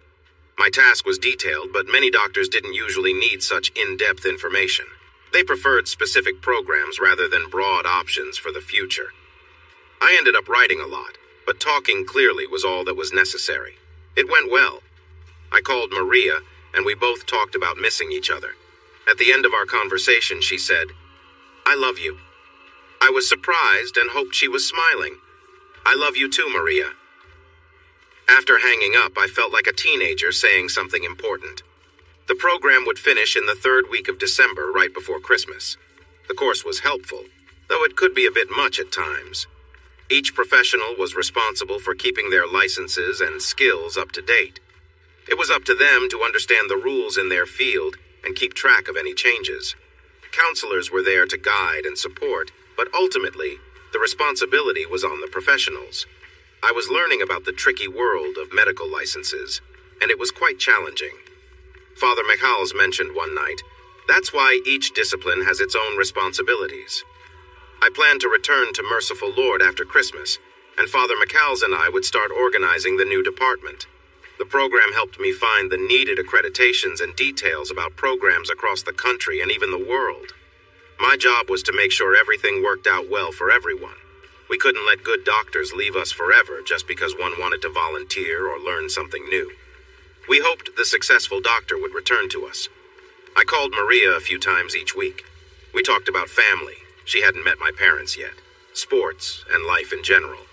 Our chats were nice, usually ending with simple words of affection that felt natural. But then I began to notice some feelings I didn't expect. I couldn't help but think about her and wonder if she felt the same way. I came home one Saturday morning with a certificate, some earned credits, thick binders, and many websites I'd need to keep updated for changes. I also had recommendations from 2 of my instructors. It was a challenge to think about updating the old system. I knew I would have to visit hospitals to learn how they did things. Luckily, medical associations were starting to work together more. I drove straight to Maria's house. It had been almost a month since my last visit. The weather was cold and gray, but thankfully there was no snow or rain. When I parked, Maria opened the door and ran to greet me. Her mom looked surprised, but happy to see her so excited. Maria embraced me in the yard and gave me a warm kiss right in front of her mother. She was lovely, and it felt nice. We walked to the door, which Mrs. Gray held open for us.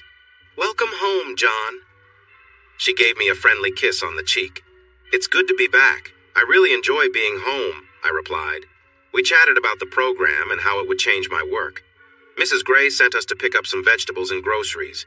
We headed to the farmer's market across town, a big place where local farmers sold fresh produce. It wasn't the best season for it, but there was also a grocery store nearby. Maria held my hand as we pushed a cart around, and it felt nice to shop together. In the canned goods aisle, we bumped into Karen Ann. Maria noticed I tensed and asked, "What's wrong?" "Karen Ann and her baby," I replied. We approached them. Hanley looked adorable at 9 months old. Karen Ann seemed busy, as if she had a lot on her plate.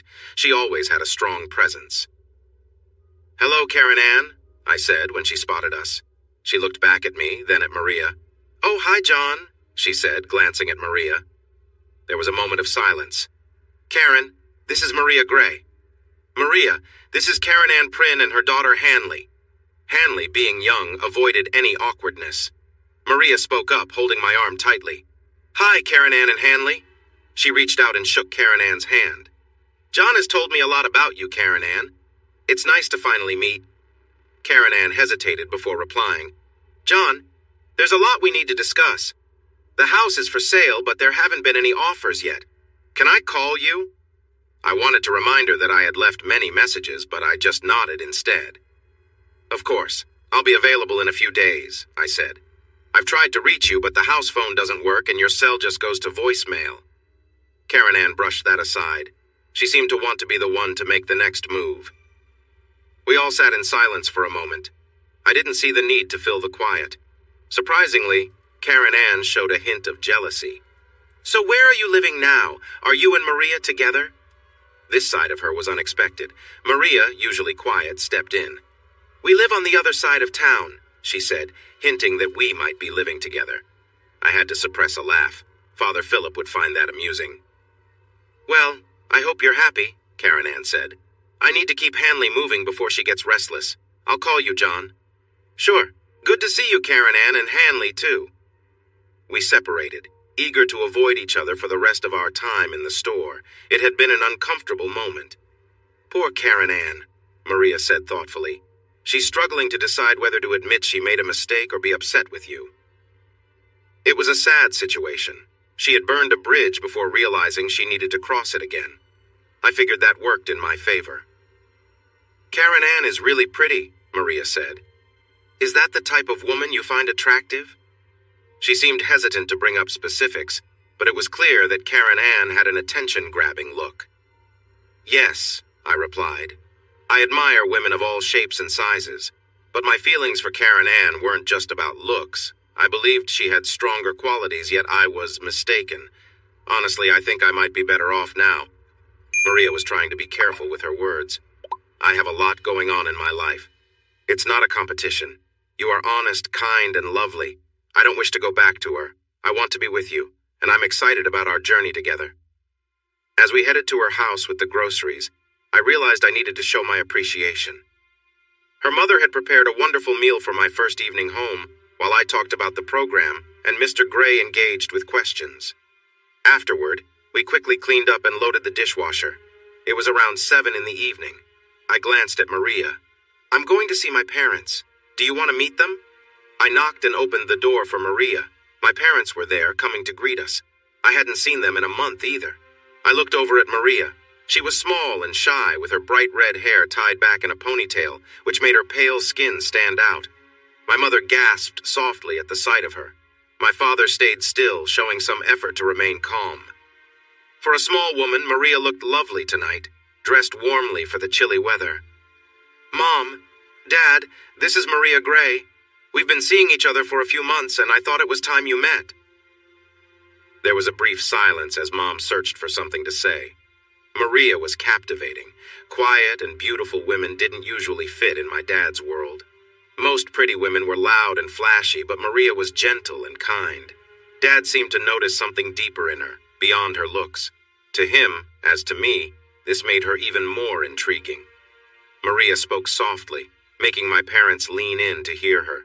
I had seen this side of her before, shy and reserved, but now she looked at them with confidence.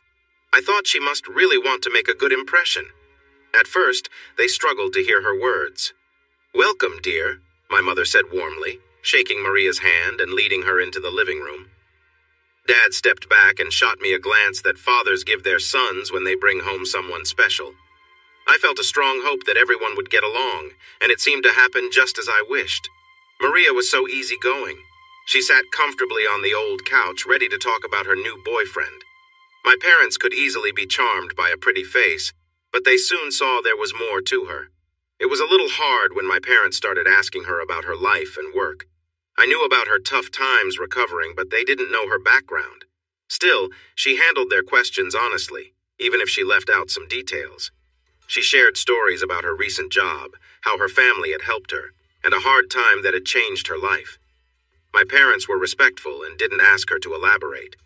She looked at me and smiled, holding my arm or hand gently. Mom brought out ice cream, and we all enjoyed bowls as it melted.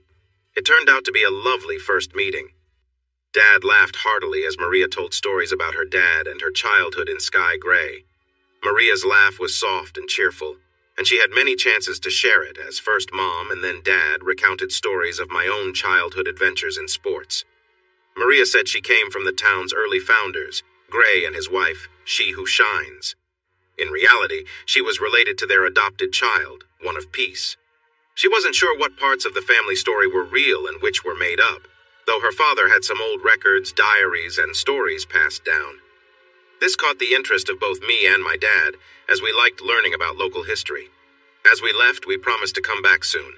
My mother hugged Maria, and both my parents stood at the doorway while we walked into the night. I took Maria's hand and led her to the car, opening the door for her. Once inside, I turned on the engine. Your parents are great, Maria said. You really know how to impress people, I replied. Sometimes I wonder if you're too good to be true. I'm just me. I care about you. It's incredible. At her house, we stepped onto the porch, bundled up in our heavy coats. I kissed her goodnight in the chilly air. There was something special about those moments before committing to anything more serious. In the quiet, I could hear music in the distance. Chapter 8. All is Said. When I returned to work in early January, Father Michalos shared his plans for my new role. The board has approved a new office for you. You'll be in charge and will have a secretary to handle credentials and keep everything updated, he explained. He went into detail about how he wanted things done, asked for my thoughts, and discussed how many people we would need to hire. He had a booklet with plans and suggestions to discuss. I borrowed a lot from your reports and ideas from last summer, he said. I also used information from my previous job at Good Sam in Minneapolis. He wanted to understand how our program in Cleveland would work, so I explained about databases, professional groups, and contracts. He wanted me to visit larger hospitals to see how they managed things. The board had formed a committee to guide us. They were creating a step-by-step plan based on Father Michalis' booklet and their own knowledge. Some were on boards of other hospitals, and one, Dr. Johansson, ran a similar program. They wanted to meet me. I was surprised. An office, an assistant, and possibly more in the future. You can choose your own secretary or assistant, either from our current staff who agree or from new hires. It's your decision. I'd like to see the job description you create before we post the position. Your new office will be renovated just above the main entrance. Your title is Deputy Chief Executive for Professional Credentials. You will report to me and will work alongside the department heads. They agreed to this new position for you. They see that many people are falling through the gaps in care as the hospital gets bigger. It's not just about keeping licenses. They feel like some are just using this place as a temporary stop. They promise to support you and won't be upset with any questions you may have, even about simple things like the wall color. He smiled, meaning the department heads wouldn't mind if I asked something that seemed silly. It was a lot to process. I hadn't looked after others since my time in the Marine Corps. I wondered if this was happening because of the recent events. Father, am I getting this job because of the past events? He leaned back in his chair, looking serious. It was important to him, like it touched on deeper values. He rubbed his fingers together, first looking at them and then at me. I noticed the need for change here last April, 2 months before that day. I thought you would be a good fit for the role, but I must be honest. There are some gaps in your experience, mainly because of your age. You're 29, almost 30, and you'll be working with doctors much older than you. Some might be full of themselves, while others can be insecure or critical. You did good work, but since you only have a bachelor's degree, some might not take you seriously. We thought you would do well in the office, but weren't quite ready to lead it yet. Then came the shooting. After we learned who stepped in to stop it, and the fact that you didn't appear on TV, radio, or in magazines, the department heads started to see you differently. I mentioned sending you to the Cleveland program while keeping your pay here, and they agreed. They know you are friendly and respectful, never speaking badly about anyone.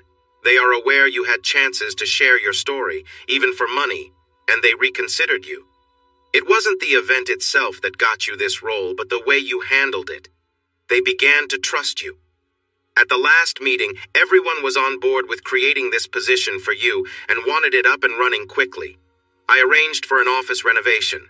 I want to place your office right in the main area, making it easy for doctors to find you when they need to update their credentials.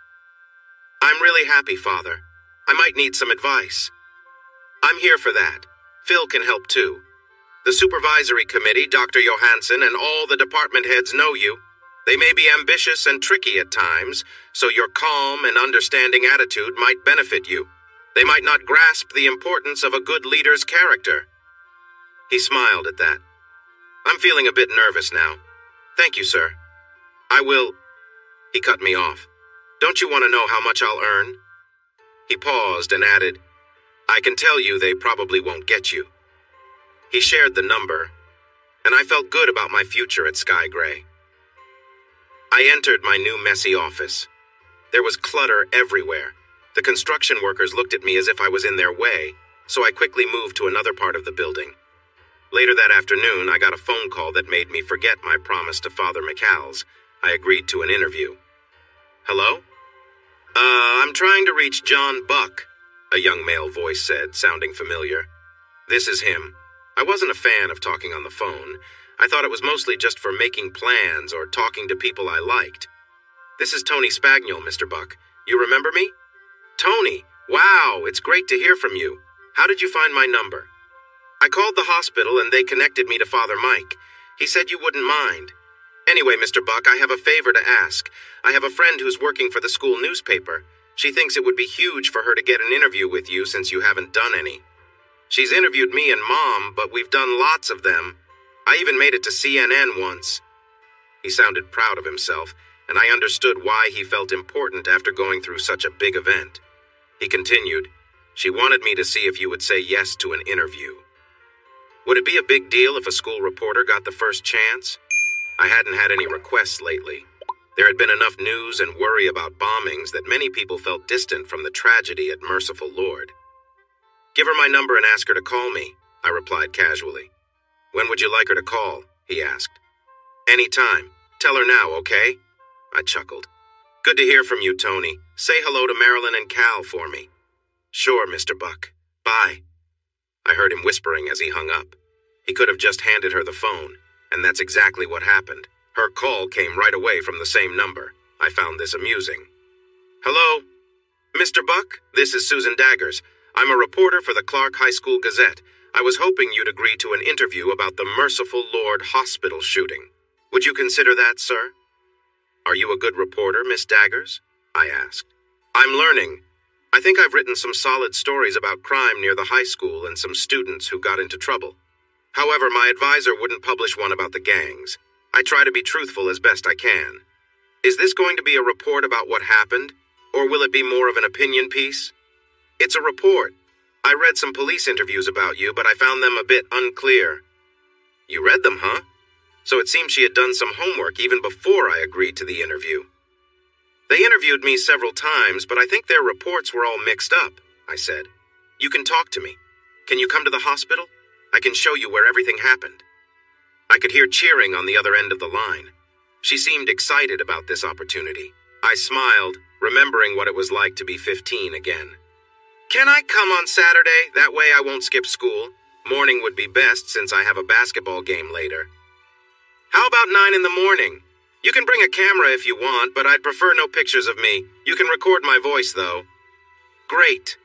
Thank you so much, Mr. Buck. I'll be there at 9 on Saturday. We hung up. I had almost forgotten how eager I felt when I was young. On Saturday, she arrived right on time. I saw her walk to the information desk to ask for me. Jody noticed me coming and smiled. You must be the reporter, Susan Daggers, I said to the girl, who was tall with cornrowed hair.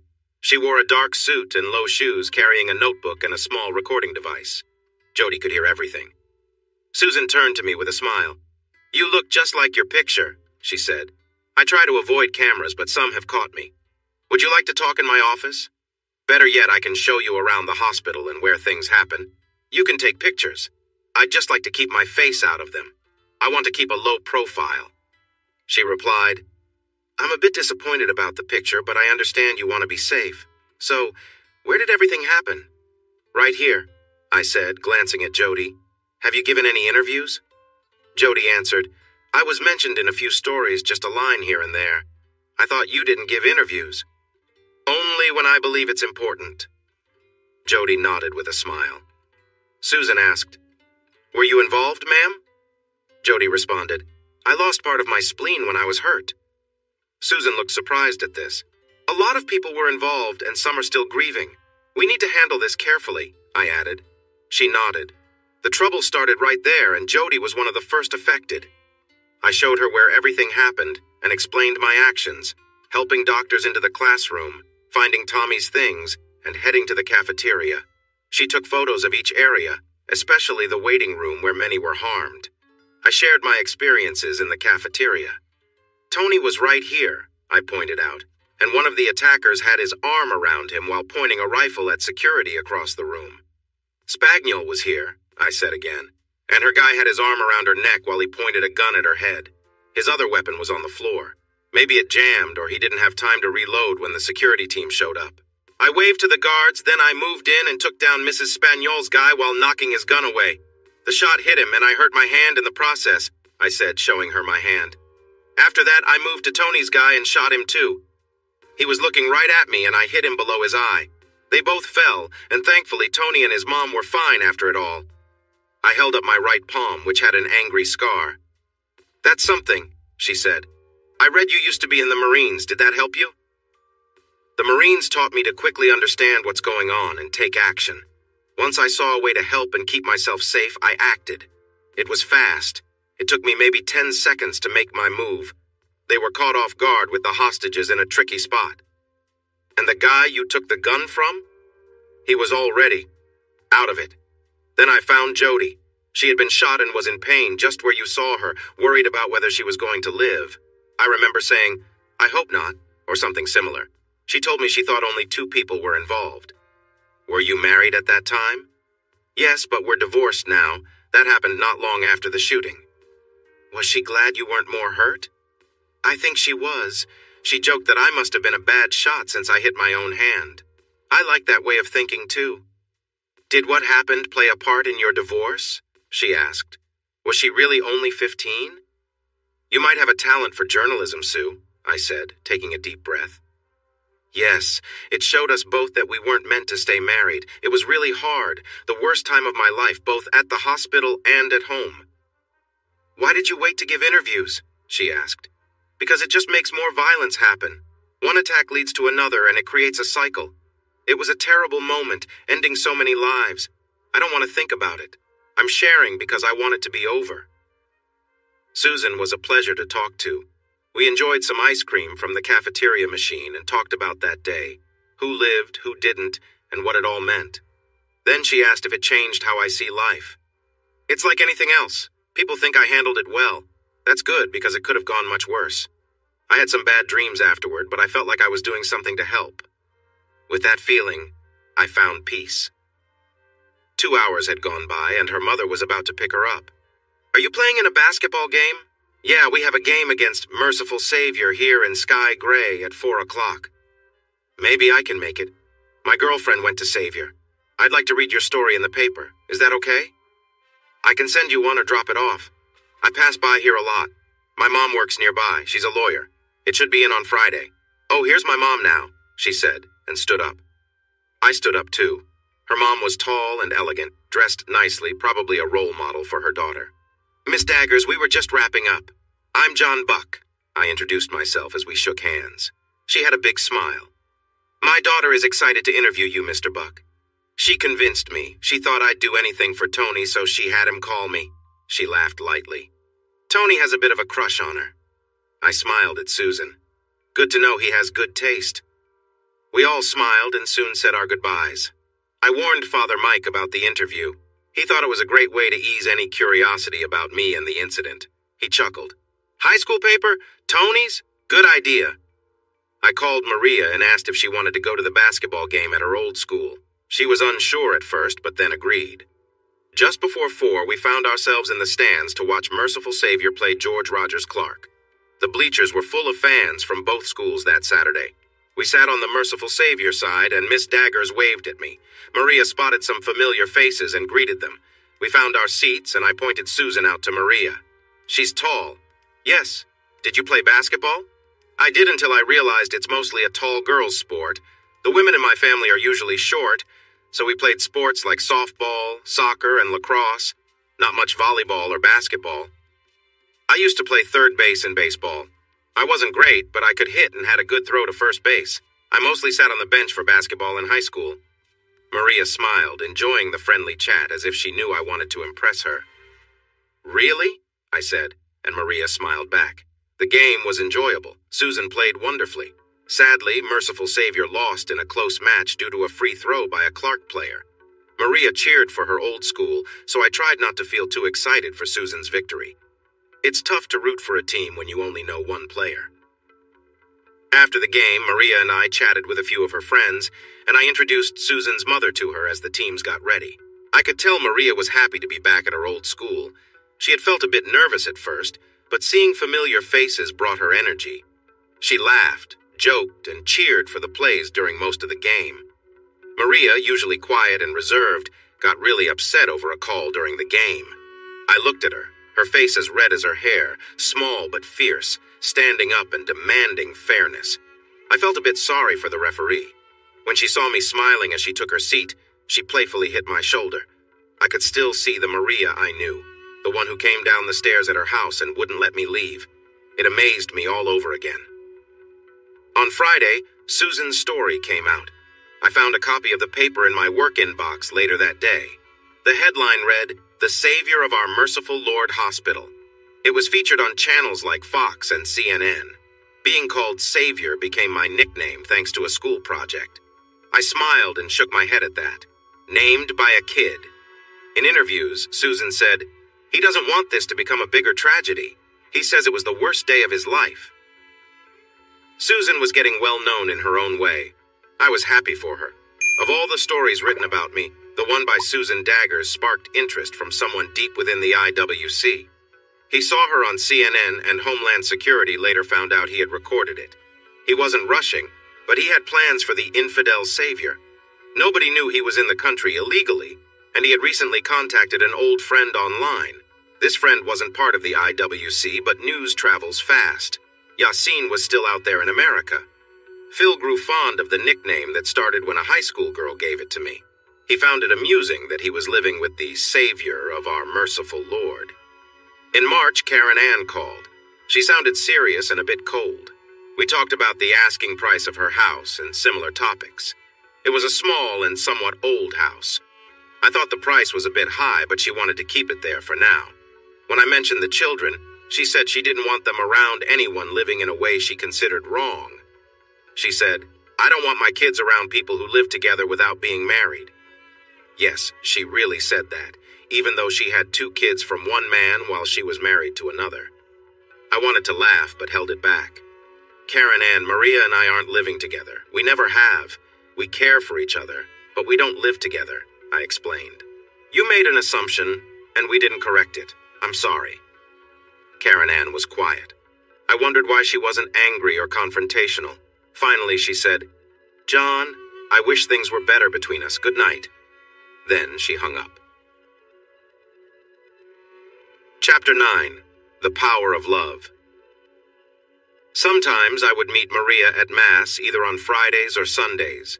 We would sit together through the service, she would have her communion, and afterward we'd go for breakfast at a local diner or to her workplace on Fridays. We would hold hands. Maria greeted people she passed by, even if she hadn't really met them during her many quiet years.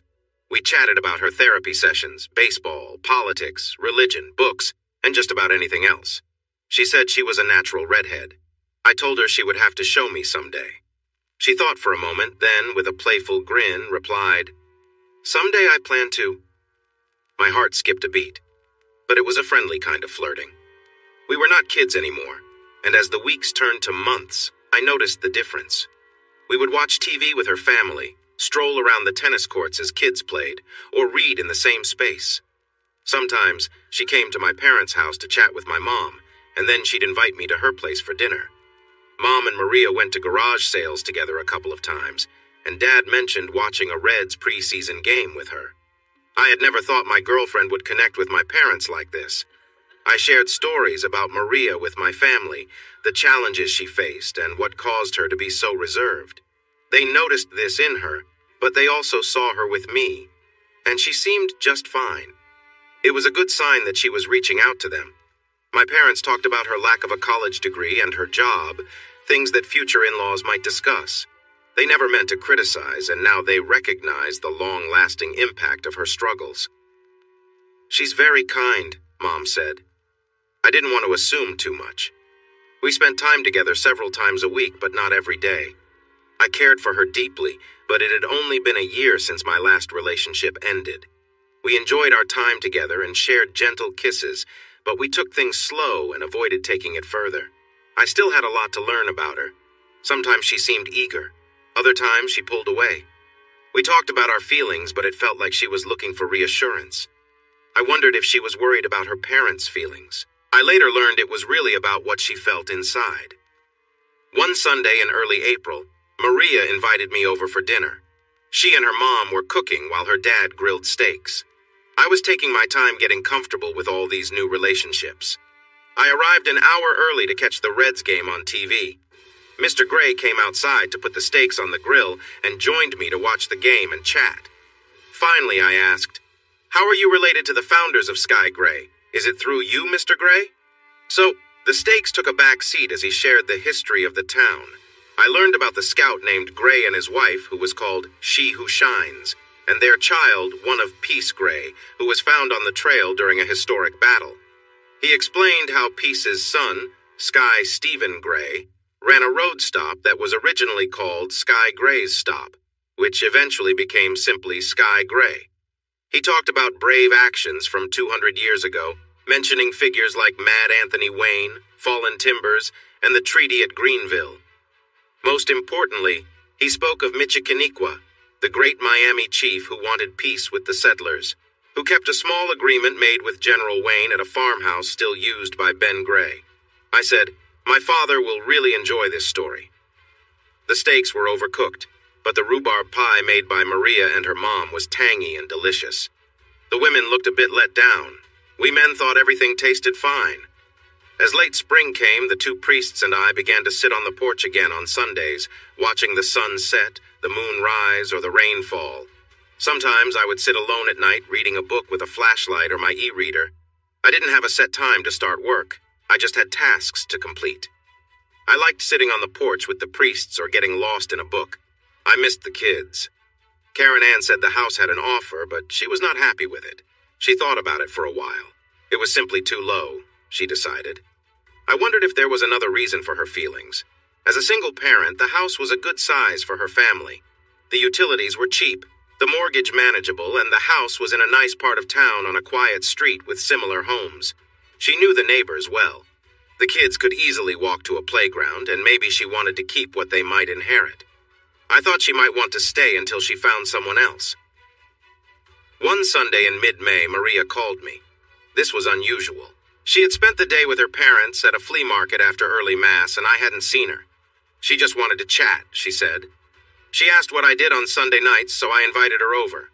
She arrived after dinner around 7:30 p.m., while it was still light outside. Fars, Mike, and Phil were sitting in rocking chairs, and I was in a comfortable chair. That lovely redhead walked up the sidewalk, hands on her hips, wearing shorts and a light, short-sleeved white shirt. It was a striking look. "So, this is some kind of men's club, huh?" she asked, pretending to be annoyed, but her voice was normal. Later, I thought about how relaxed she seemed. She knew Phil and me, and having another priest around likely made her feel at ease. Only Mike was new to her, though she didn't know who he was. "You're always welcome, Maria," I said. I stood up, which was a little tricky from my chair. I walked down the steps to greet her. Father Mike and Father Phil also stood. "Maria, this is Father McCalls, the hospital chief. Mike, this is Maria Gray, my girlfriend." They shook hands, and I noticed a sparkle in Mike's eyes. "My pleasure, young lady. Phil and John have told me about you." "It's nice to finally meet you," Mike said. "It's a pleasure, Father," she replied. "Please sit in either the Adirondack chair or the garden chair," I said, helping her to my Adirondack. Phil laughed, and Mike smiled. I pretended to be annoyed and sat in the garden chair next to her. The Adirondack had a perfect view, but I tried to focus on the conversation instead. I held her hand gently. Holding hands has always been something I enjoy. Every Sunday, Maria would join us, sharing laughter and stories. She had learned quite a bit about her family history from her father, so I often asked her about it. Phil and Mike found her stories about the area fascinating. Phil was new to Sky Gray, having come from another parish after completing his training, while Mike had worked in various Catholic hospitals before arriving in town. They both felt that learning local history, even parts from hundreds of years ago, would help them connect with the community. They assumed the name of the town was about the weather, unaware it was named after a person. They noticed that the community seemed very focused on its own history. There were schools named after notable local figures and historical events. Maria enjoyed discussing what she knew about the town's past. Over the months, she began to change. She grew more confident and engaged with others. I found myself developing feelings for her, and it felt mutual. This wasn't going to be a fleeting romance. I started to think seriously about asking her to marry me. On the Sunday that marked a year since a tragic event, the news was filled with stories about the shooting and about me. There were reports on what had been uncovered during the investigation and discussions about improving safety for travelers. Articles featured the backgrounds of those involved and called for better understanding and security measures. One report mentioned a man named Yassin Talib, who had been following these stories. He worked at a motel to save money for college, but felt lost in life. Yassin had thought about going home, but feared that his family would see him as unsuccessful. His brother had fought bravely and met a heroic end, which added to Yassin's feelings of inadequacy. In one of his last messages, he reflected on the pain and confusion he felt. Yassin always approached his thoughts with careful consideration. One analyst from Homeland thought he was trying to find a way out of a situation. Maria asked me to join her for her therapy session one Thursday evening in June. Her therapist had suggested that I come along. I took this as a sign that I was becoming important in Maria's life, so I met Dr. Carrie Morgan. She was about 50, tall and strong. She had a warm smile and eyes that showed she was very wise. "Mr. Buck, I'm glad you're here," Dr. Carey said. "Maria means a lot to me. I will come whenever she or you ask," I replied. "Has Maria shared her feelings with you?" she asked. "Yes, we've started talking about marriage. I got divorced last August and I met Maria right after that," I explained. Maria added, "John has met my parents and I've met his—" "That's great," Carey said. "Do I have Maria's okay to talk about her situation with you?" Maria smiled and said, "Of course." "All right, John, let's put you on the spot. What signs do you see in Maria that show the challenges she has been facing for many years?" "She seems a bit fragile and unsure of herself at times. She gets easily frightened, whether it's the dark, groups of people, or approaching strangers. She hesitates to make phone calls, as if she has to gather her strength. When she meets someone, she speaks very softly at first, making it hard for them to hear her. But then she grows more confident as the conversation continues. I've seen similar traits in other people too," I said. "So you think her challenges are manageable?" Carey asked. "Yes, absolutely. She pushes herself to do what she needs to or wants to do. She feels more comfortable with priests. I saw her relaxed and friendly when she met my boss. I can imagine her as my wife and as a mother handling everything with me." It felt strange to say these things out loud, with Maria next to me, sharing my hopes with someone I had just met. "Maria, what do you think about that?" Carey asked. Maria was sitting on a couch beside me, holding my hand between hers. "I've been opening up more since I met John, but I still depend on him a bit. Tonight, I'm a little nervous about this meeting, so I'm holding his hand," she said with a smile. "I can see that," Carey said. "It's completely normal to seek comfort from someone you care about when you're feeling anxious. I hold my husband's hand too when I feel that way." Maria said, "I don't worry about small trips to the store anymore. I enjoy going to church again, and I'm thinking about joining the council or something, even if John doesn't participate there. He doesn't believe. I'm thinking about the future. The children I dreamed of having seem closer now. Marriage feels possible, but I worry I might make mistakes." She paused, overwhelmed by her feelings. In her mind, having a child and raising a family was her main goal and what she saw as success in life. I thought about her parents, and it all made sense. Carey smiled and asked, "What do you think about Brandon?" "Brandon was the boyfriend who hurt her," she explained. "I dislike him, but it's different now. If I saw him in a store, I'd just walk away. I used to think I would get really upset or break down," she said. At that moment, she seemed calm, her eyes bright, and she held my hand gently. "What would you do if John wasn't there? Could you handle an emergency with a child?" Maria was quiet. "I worry I might freeze or hide. I don't want to do the wrong thing or make things worse," she said. She squeezed my hand tighter, imagining tough situations anyone might face. A kitchen fire, a child climbing too high, or another one playing near a hot stove. She was scared of failing to protect the child or accidentally causing harm. She feared she wouldn't react if something went wrong. Carey said, "I believe you will do your best and make the right choice in any situation. That's all we can do." I remembered a scene from a movie where a mother asked her husband how many young players were scared of losing their father's love each time they played. The husband replied, "All of them." I said to her, "I will always love you.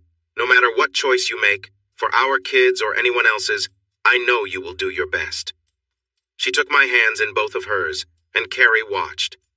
We talked about various things, the incident at the hospital, my brief moment of fame. Over the years of therapy, Carey had become a friend to Maria, understanding her well, but she was still a professional. This wasn't a therapy session for couples. It was about Maria, her personality, her values, and her worries. Carey said, "Remember how long it took for you to run on your own, get a job, and do it?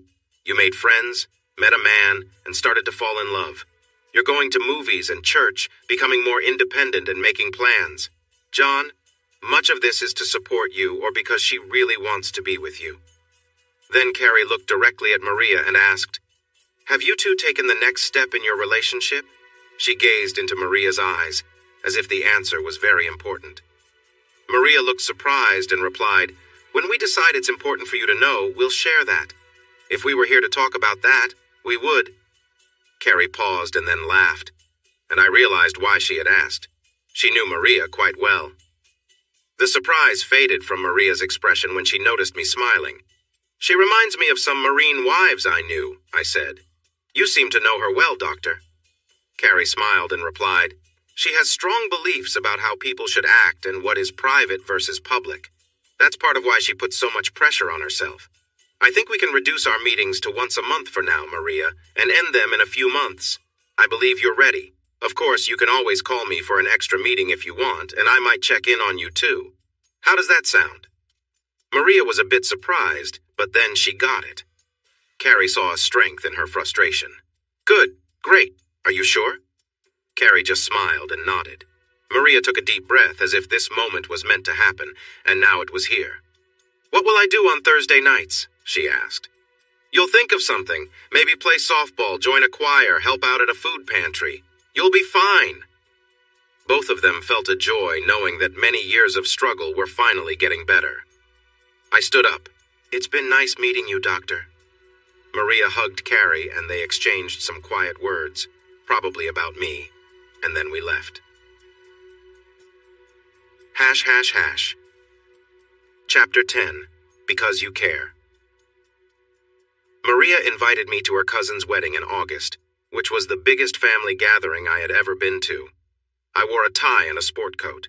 Maria helped me fasten the top button on my collar since my neck felt tight, and my right hand wasn't cooperating even after 14 months. Dr. Beadle said it was unlikely to get better. I managed the tie myself, though. August was very hot, and I didn't know the bride or groom. I only recognized Maria's parents and family members she had introduced to me over the year. Maria wore a light green dress that looked lovely. It was hard not to notice her, and a few men did. I told her later that I'd noticed them and planned to talk to them. The ceremony took place in a small church a few miles south of Sky Gray. There was no school for this little parish, so the kids went to schools in Sky Gray. As we arrived, Maria dipped her fingers in the holy water and crossed herself. I walked beside her to the bride's side of the church. The bride was Teresa Gray, marrying a man from Hamilton named Bryce Garrison. I wondered if Bryce was Catholic since there was no mass at this wedding. We sat in one of the last pews, and I noticed some people looking our way, usually with smiles. A little girl waved to Maria from a couple of rows ahead, and Maria waved back. By the time the ceremony started, the church was full, and the air conditioning was working hard. The reception was indoors in a room beneath the main area of the church. There were so many people that every table was busy. Maria guided me from table to table, introducing me to people and vice versa. I smiled and admitted I'd probably forget all the names. Maria went from table to table sharing stories about our family. She talked about Aunt Lori, Aunt Dr. Beth, and Cousin Bob, who had just been released from jail. She filled me in on all the family gossip, strange happenings, and illnesses. I asked her, "Why are you telling me all this?" "Because Mom always said you shouldn't marry someone who doesn't know every family secret and unusual character." I raised an eyebrow. "So you think I might want to marry you?" I said playfully. "I believe it's worth thinking about," she replied with a smile, and then kissed me. It wasn't just a quick peck. I noticed several people nearby start to applaud, and I felt my face heat up. I sat beside her quietly for a moment. She chatted with Aunt Gertie or Uncle Link, and then I took her small hand in mine. "I love you too," I said softly. She squeezed my hand in return. I wanted to talk to her, just the two of us, about important things. Thoughts about marriage, family, and our future floated in my mind. I felt the need to discuss things that couples talk about before making big decisions. Beliefs, children, homes, dreams, feelings. Life held so much promise, and I imagined a future with someone who truly wanted to be with me. I needed to talk to her, and it felt important. I moved my chair closer to Maria's, just as someone took the microphone and dimmed the lights. He started announcing different people in the room, shining a spotlight on them. I wasn't paying much attention until I heard him call my name. "Let's give a round of applause for John Buck, who helps at the Merciful Lord Hospital. Stand up, John." The spotlight found me and Maria, who deserved the attention far more than I did. Still, I stood and waved as everyone clapped, then sat down quickly. I leaned over and whispered to Maria as the noise faded. "Loving you can be a challenge sometimes." She chuckled and replied, "I think my dad might have something to do with that." I teased her.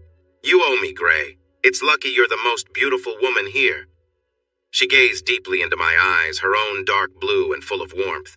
She leaned against me in the soft light of the hall, and we shared a sweet kiss. It felt just right.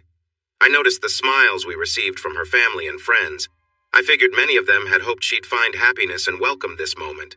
With her next to me, kissing my lips, everything felt gentle and good. Each kiss with her felt special. One day when you're ready, I want you to ask me to marry you, she said softly, trying to be heard over the noise around us. That's good to hear, I replied, my lips close to her ear. I wouldn't want to ask without knowing how you feel first. The DJ started playing music and I asked her to dance. She wrapped her arms around my neck as we moved awkwardly together during the slow songs. We paused during the fast ones, but I think her parents enjoyed seeing us so close and happy together. As the evening was ending, we shared a gentle kiss on the dance floor. I took her hand and told her parents we were heading home. Her father hesitated for a moment, as if wondering why I was taking her home that night, but then nodded. Maria went to the restroom and I stood with her father. I love Maria, I said. I can see that. She and I are happy about it. I believe she wants to marry you, John. I think she's grown stronger since we first met. He nodded and placed his hand on my shoulder. She is special, and meeting you has been a blessing. Are you ready to propose? I wanted to wait a year after my divorce, and now I've known her for a year. Yes, it will be soon. She means a lot to me. My words were quick and clear. Her father smiled. We should have a barbecue with your parents next Sunday afternoon at our house. I agreed. Just then, Maria and her mother returned, and we left hand in hand. I invited her to a nice restaurant near Dayton for Friday evening. I made reservations and asked her to dress nicely. She did, and I wore a suit. It was early September, still warm. I made sure to touch her often.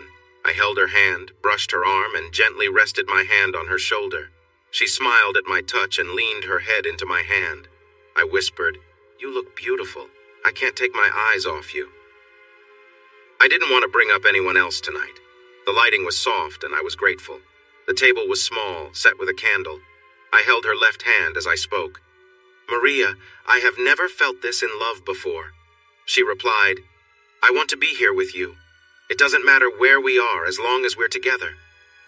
I felt every one of her fingers as I softly said, "I love you too. I hope you will always love me. I'm still learning what love feels like. I hope you'll say yes." I took out a ring from my pocket, still in its box, and opened it. In a quiet voice, so only she could hear, I asked, "Will you marry me?" I turned the box to show her the ring. "Yes, yes," she said softly, first looking at the ring and then into my eyes. "I promise to love you. I'm so happy that you love me." I took the ring and gently placed it on her finger, feeling the importance of the moment. I smiled and held her hand tightly.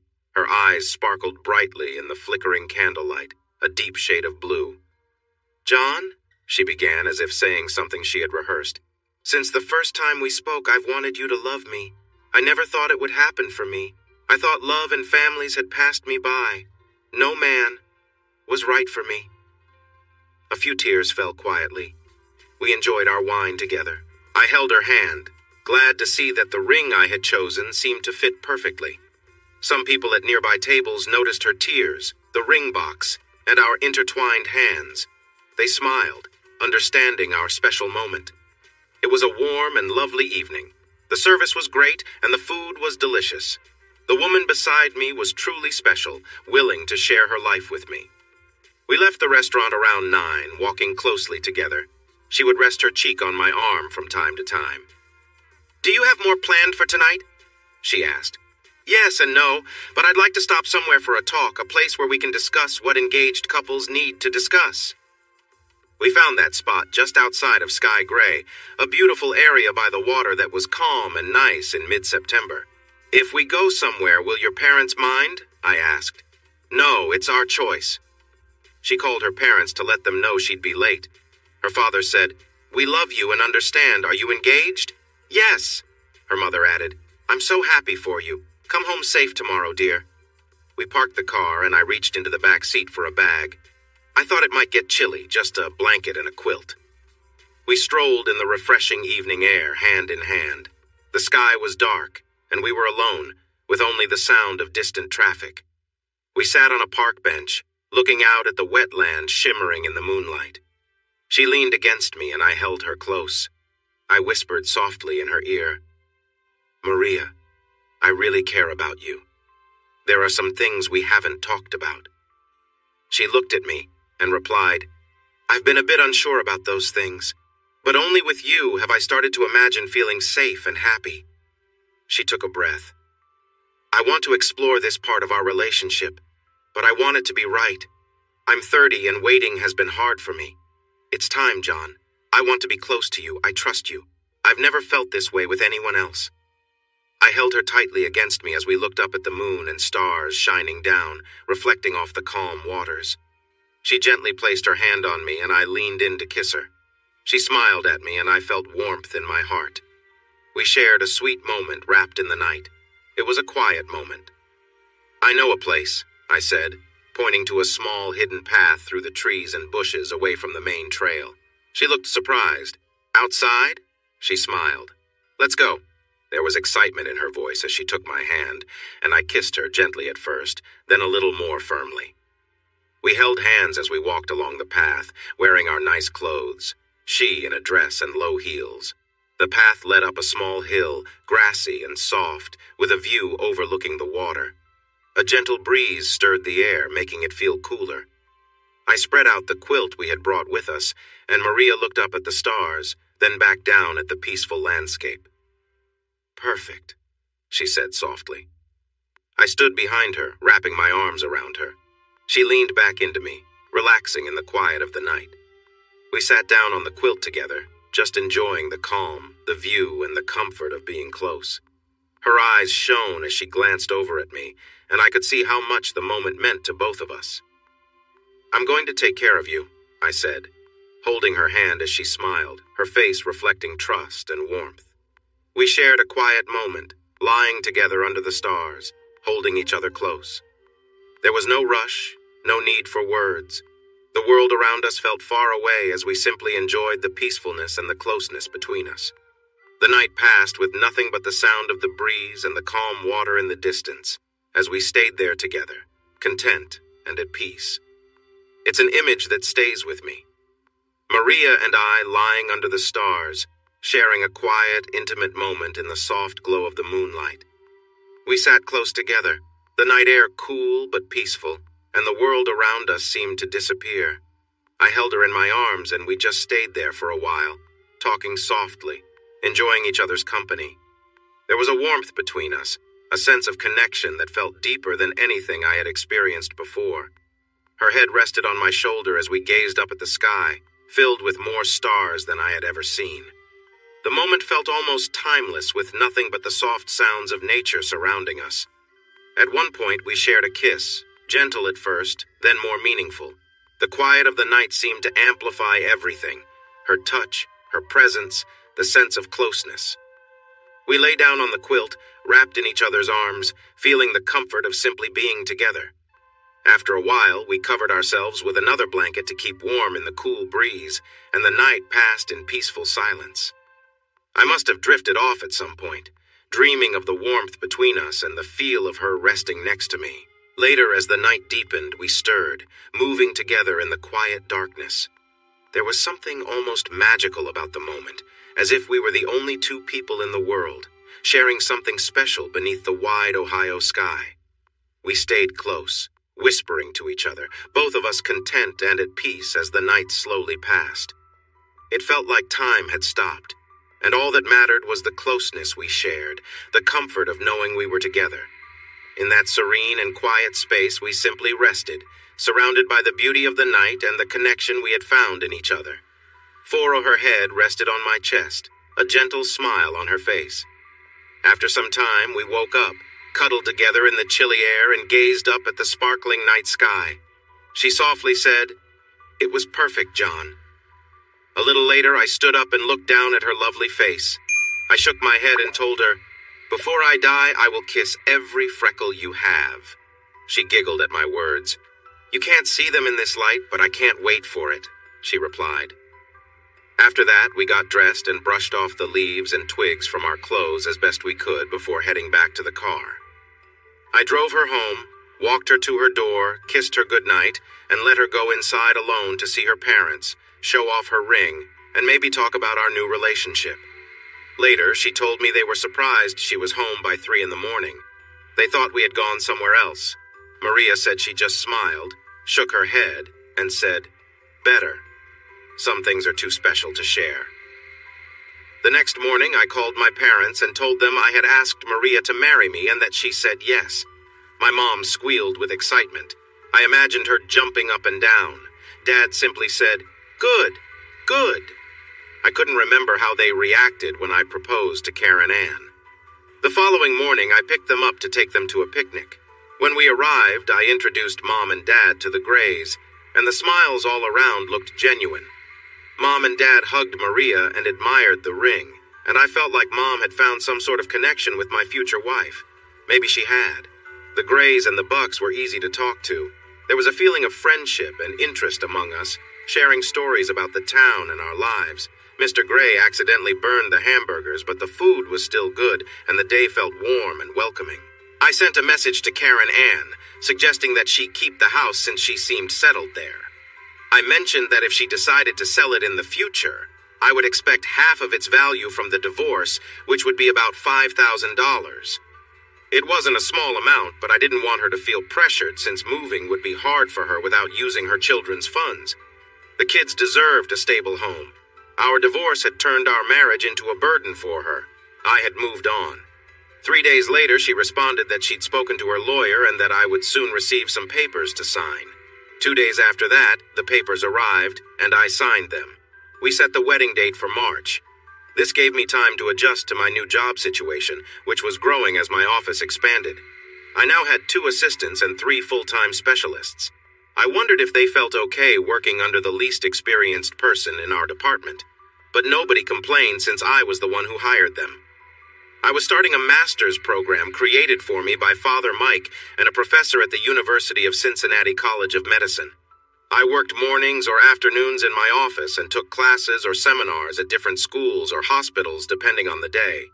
My notes to my dad became notes and essays for Dr. Lauren Fortner, who taught hospital administration. The University of Cincinnati had started the cooperative education program a long time ago, so they were supportive of my situation when Dr. Fortner helped me. This would last for about a year, maybe a little longer, based on how I was doing. The hospital was covering the costs, and I also received a federal grant. Maria wanted to get married in the Catholic Church, which meant I had a challenge to face. I needed to apply for a declaration of nullity to annul my first marriage in the Church's eyes. This was easier than I expected, but it took some time. My first wife's unfaithfulness was clear. The birth of my son Dylan within 18 months of our wedding showed that she wasn't honest from the start. We had even been apart for a long period in the beginning. Several people wrote letters about my character for the church to consider, including Father Mike, Father Phil, and Maria. A few months later, the board approved my application, and I was free to marry Maria. Ironically, my Protestant mother was the happiest about my approval. A few weeks before our wedding, we bought a house that was ready to move into, located less than a mile from Merciful Lord Hospital. It was a short walk to Maria's job, and it was also close to Merciful God Church and the elementary school. It wasn't far from the public school either, which I reminded her. That could be a discussion for later. She wanted to keep working until she found a better opportunity. Every extra moment we had was spent cleaning, painting, buying furniture, and getting the house ready. The house wasn't perfect yet. We still needed more furniture, some painting, and a few repairs. But whoever finishes working on their house completely. In any case, we would return home from our honeymoon to our own place. I had been living with a priest, and she had been living with her parents. Now, 13 months into my new job, we could afford to live in the older part of Sky Gray. The house had a porch, 3 bedrooms, 2 bathrooms, a kitchen and dining area, and a living room. It had wooden floors and older but functional appliances. It was a fresh start for us. We could hear children playing in the fields behind our house, but we would also have to deal with dust during the summer when the fields were being used. At the far end of the park, there were basketball courts, a tennis court, and a public pool. We planned to get married at Merciful God Church, with Father Mike officiating. Since I didn't have a formal connection to a church and Maria was Catholic, the priests felt it was important to understand my beliefs. They wanted to make sure that if we had children, they would be raised in the Catholic faith. Catholic organizations had helped me find my footing, giving me a job, helping me through a difficult time, and ultimately introducing me to Maria and some of my closest friends. So, agreeing to raise our future children Catholic wasn't a difficult decision for me. We attended a series of meetings for engaged couples called Pre-Cana, meant to help couples reflect on the realities of marriage. Some of the other couples seemed to have never discussed important topics, like how they would raise their children or how many children they wanted. I think Maria was surprised to see how little some couples had thought about these things. Our wedding was smaller than some, with about 100 guests. Maria wore a beautiful light blue dress, her hair gently framing her face. She looked like a painting, graceful and serene. I wore a black tuxedo. Her friend Ava stood by her as the maid of honor, and Dr. Phil, dressed in his formal dark cassock, stood by me. When Father Mike said we could kiss, Maria gently touched my face with her hand as I leaned in for a soft kiss. My mother later told me it was the most moving kiss she had ever seen. I still remember the soft touch of Maria's fingers on my cheek at that moment. We left the reception early, around 9, and spent our first night together in a small motel. Maria kissed me sweetly, wrapping her arms around my neck. She said she wanted to change into something special and asked me to give her a moment. I relaxed on the bed, leaving a light on. When she returned, she had a quiet confidence about her. She smiled at me, her eyes full of warmth, and asked if I was ready to share this special night with her. We spent the rest of the evening together, just enjoying the closeness and quiet of the night. It was a beautiful, simple moment, just the two of us, beginning our life as husband and wife. "Oh, John," she whispered softly. I held her close, marveling at how light and delicate she felt in my arms. I gently laid her down, keeping my embrace warm and protective. Her eyes were full of trust, and I leaned back for a moment, looking at her with a sense of wonder. She slowly stretched out, her movements graceful, and the room seemed to fill with a quiet kind of intimacy. She smiled up at me, her voice soft and full of affection. "I love being here with you." The night was filled with tenderness. We spent those hours in each other's arms, sometimes full of energy, sometimes simply resting in the quiet warmth of the moment. It was a remarkable thing, how love can be both strong and gentle, filled with passion one moment and soft affection the next. By morning, we were content, both of us quietly enjoying each other's company. It wasn't just about what we shared physically, but the deeper connection between us. The hesitancy that once marked our relationship was gone. Maria looked at me with bright, trusting eyes, and at one point as we lay together, she said, "I'm so glad you came into my life. Being with you makes me feel like a better person." Whether she became pregnant that night or sometime later, I'm not sure. Maria was always full of love and excitement, surprising me with her joy. Sometimes she would pull me into an embrace, laughing, eager to share a moment of closeness. Other times we'd spend quiet hours together, simply enjoying each other's company. Once, she looked at me with her arms around my neck and said, "I hope we have a boy, so he might take after you."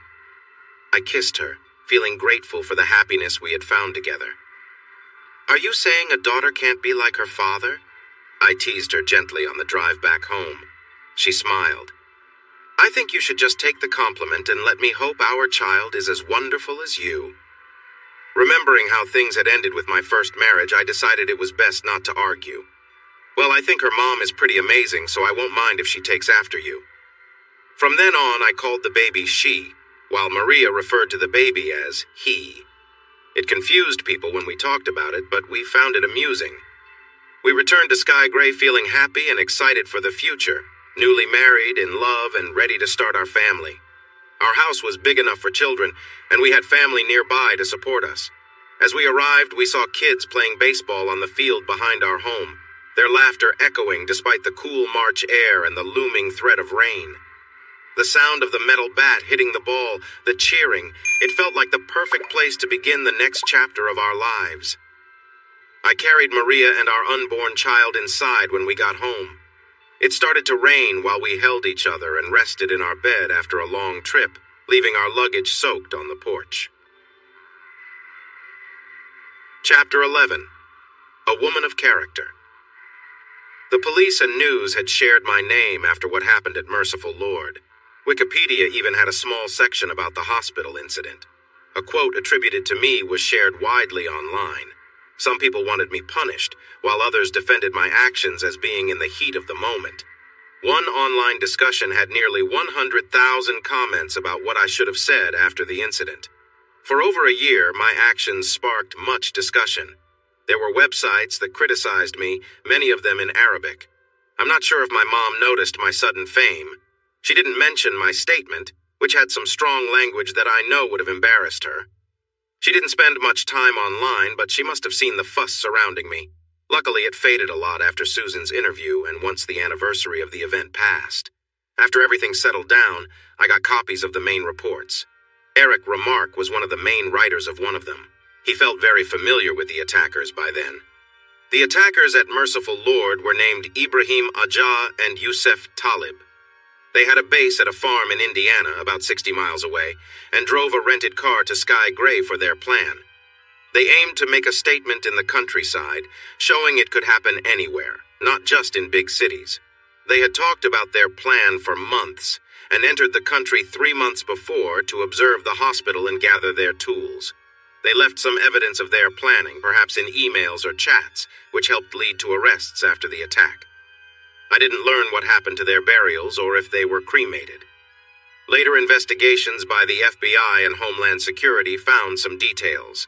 Yassin Talib, Yusef's younger brother, was in the U.S. on a student visa but allegedly left before his brother arrived. Video footage showed him at the airport weeks before the hospital attack, but the flight he was supposed to be on showed no sign of him getting off. He was not linked to any known groups, so he wasn't seen as a threat right away. When his brother and Ajah carried out their plan, he was in a motel outside Indianapolis, likely supporting them from afar. When the attack happened, he might have been let down by how few people were harmed. They had hoped for much more destruction. Agent Remarque mentioned their messages showed they looked down on rural areas, using words that meant simple folks or country people. With his brother gone, Yassin went into hiding. No one knew where he went until he appeared in Sky Gray almost 2 years later. He gathered news about the Merciful Lord attack, printing out articles from the internet or recording broadcasts from TV. Eventually, he learned that I had confronted the attackers. He saw Susan Dagger's interview on at least one news channel. He must have heard that I did not want to inspire more attacks. Remarque said Susan's interview on CNN was on the disc found in Yassin's CD player. He also heard about my divorce from Susan and others.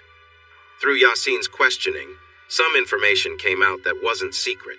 He figured I was scared of retaliation and had divorced my wife quickly after the attack to protect her and the kids. He might have seen one interview with Karen Ann, where she mentioned my actions were unusual for me. She expressed her surprise, saying I was usually quiet and unassuming. She questioned the fuss, suggesting it didn't matter much because I was involved. Yassin probably dismissed her misunderstanding, not realizing how the Buck family faced challenges from within. Yassin, or Yassin as some sources called him, was inexperienced and not very cool under pressure. Remarque noted that his lack of training made it easier for him to hide, but his anger grew over the months. He was upset that his brother died early in the attack and that many others were later caught.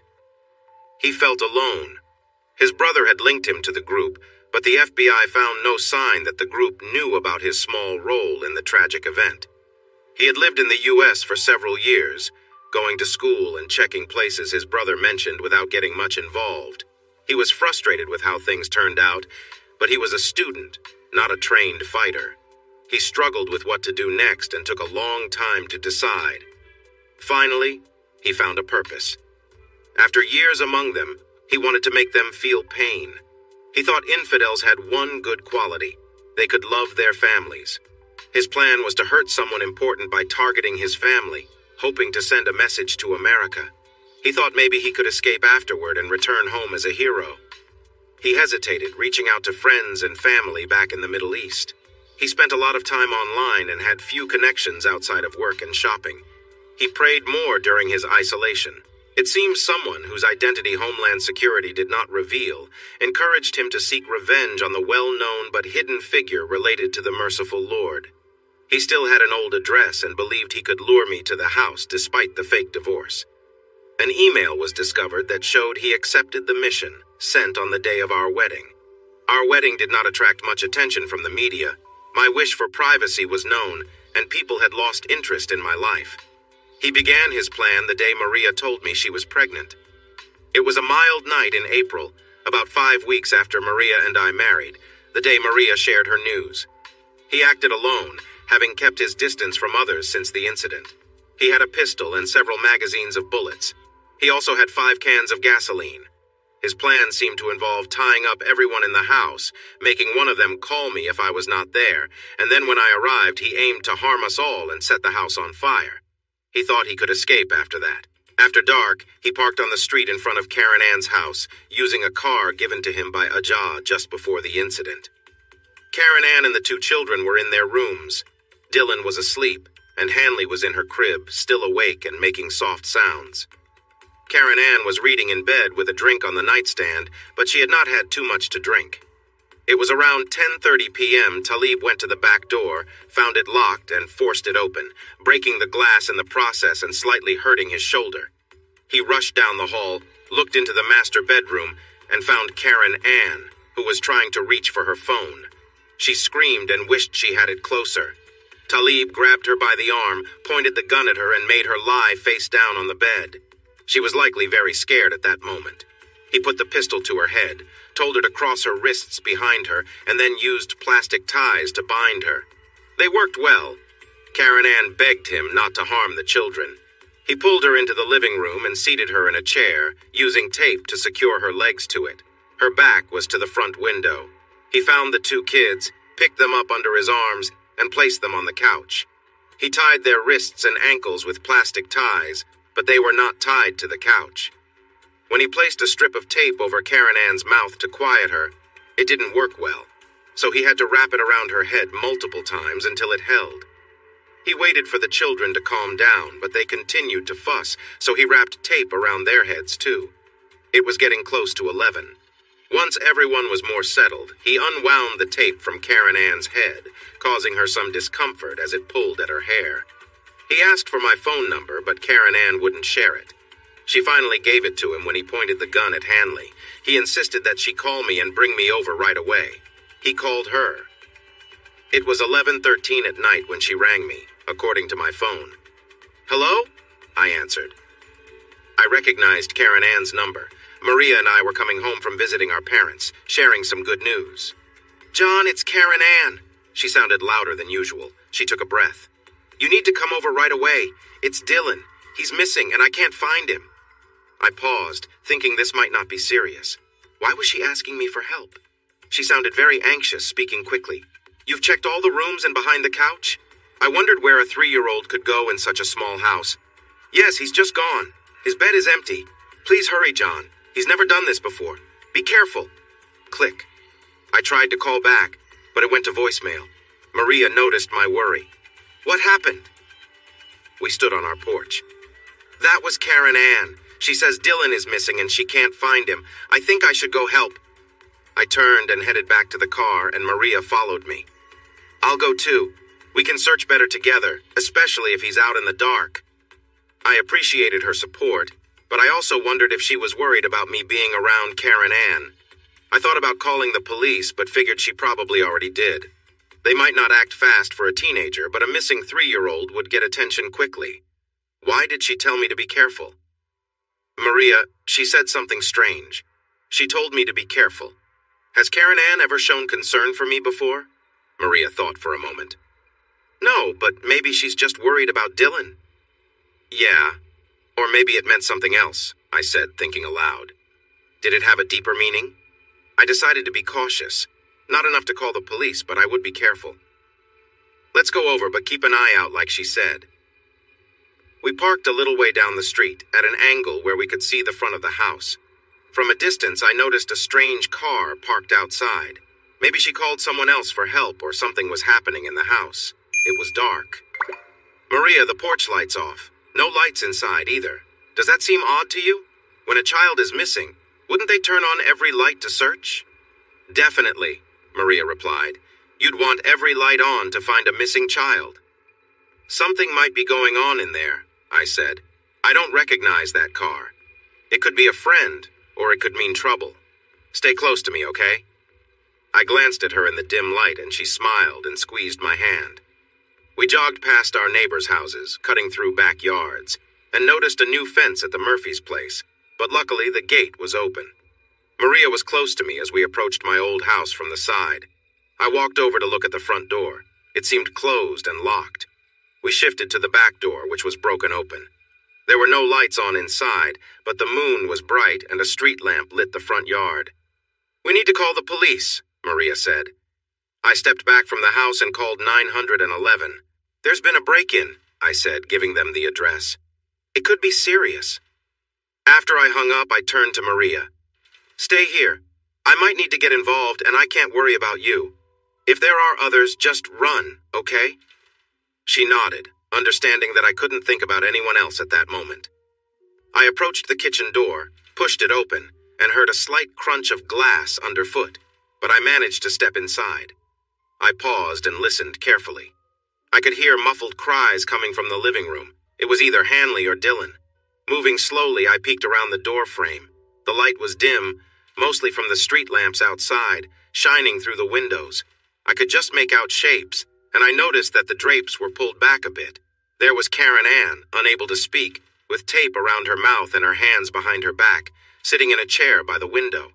To the left, I saw Hanley on the couch, and just beyond him was Dylan, also on the couch. Then my attention landed on a man looking out the front window. I stepped further in. Karen Ann saw me, but I struggled to see clearly in the darkness. The man turned to her and said, "Buck should be here by now, right?" His voice was thick with an accent. He seemed not to be part of a group. Karen Ann made sounds, but the tape prevented her from speaking loudly. He turned back to the window, and I noticed he seemed to have something in his hand near Karen Ann, though it looked relaxed. He was holding the drapes back to look outside. I couldn't approach him without risking her safety since a coffee table blocked my way. But I saw another doorway behind the couch where Dylan was lying. Quietly, I went back through the kitchen toward that other doorway. I signaled to Maria, who was still standing by the kitchen door, that there was one man inside. She nodded. I looked around the corner. There was Karen Ann again. The man was looking out the window, and I was close enough to reach Dylan. But the man held a gun in his right hand, pointing it down near Karen Ann's head. His back was mostly toward me.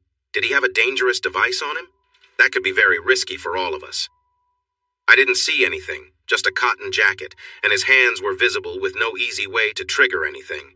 As he peered outside again, I heard sirens approaching. He was focused, just a few feet away from me. If the police arrived, he might start shooting. I took a deep breath and decided to act. I ran a few steps and hit him with my shoulder, wrapping my right arm around him to keep him from lifting the gun. I remembered what my football coach used to say, "Just go for it," I shouted as I made contact. "Crush!" We both went through the window, tangled in fabric and broken glass. We ended up on the porch, with him under me. I did my best to hold him down and thought I had knocked the gun away. I was filled with anger, and it took him a moment to recover, but he started to fight back. He was bigger and stronger than me, and my right hand felt useless. He managed to roll us onto our sides. The porch light came on. I struggled, hitting him with my left and right hands, but I knew I was losing strength as he began to get back in control. I felt desperate, hoping for the police to arrive or for anything to change the situation. He pushed against my chin, making it hard for me to keep my head up. Then Maria appeared with a gun in her hands. She fell to her knees on the broken glass, and I heard her catch her breath in pain. With both hands, she pointed the gun toward the ceiling and fired a shot into the porch roof, making a loud noise that echoed through the night. We both froze. I felt him hesitate, and silence filled the air, broken only by the distant sirens. Then Maria pressed the gun against the back of his head and said firmly, "If you move, I will shoot." He breathed deeply and shifted slightly, so she pushed the barrel into his head and warned him, "Don't mess with me." Maria's presence changed everything.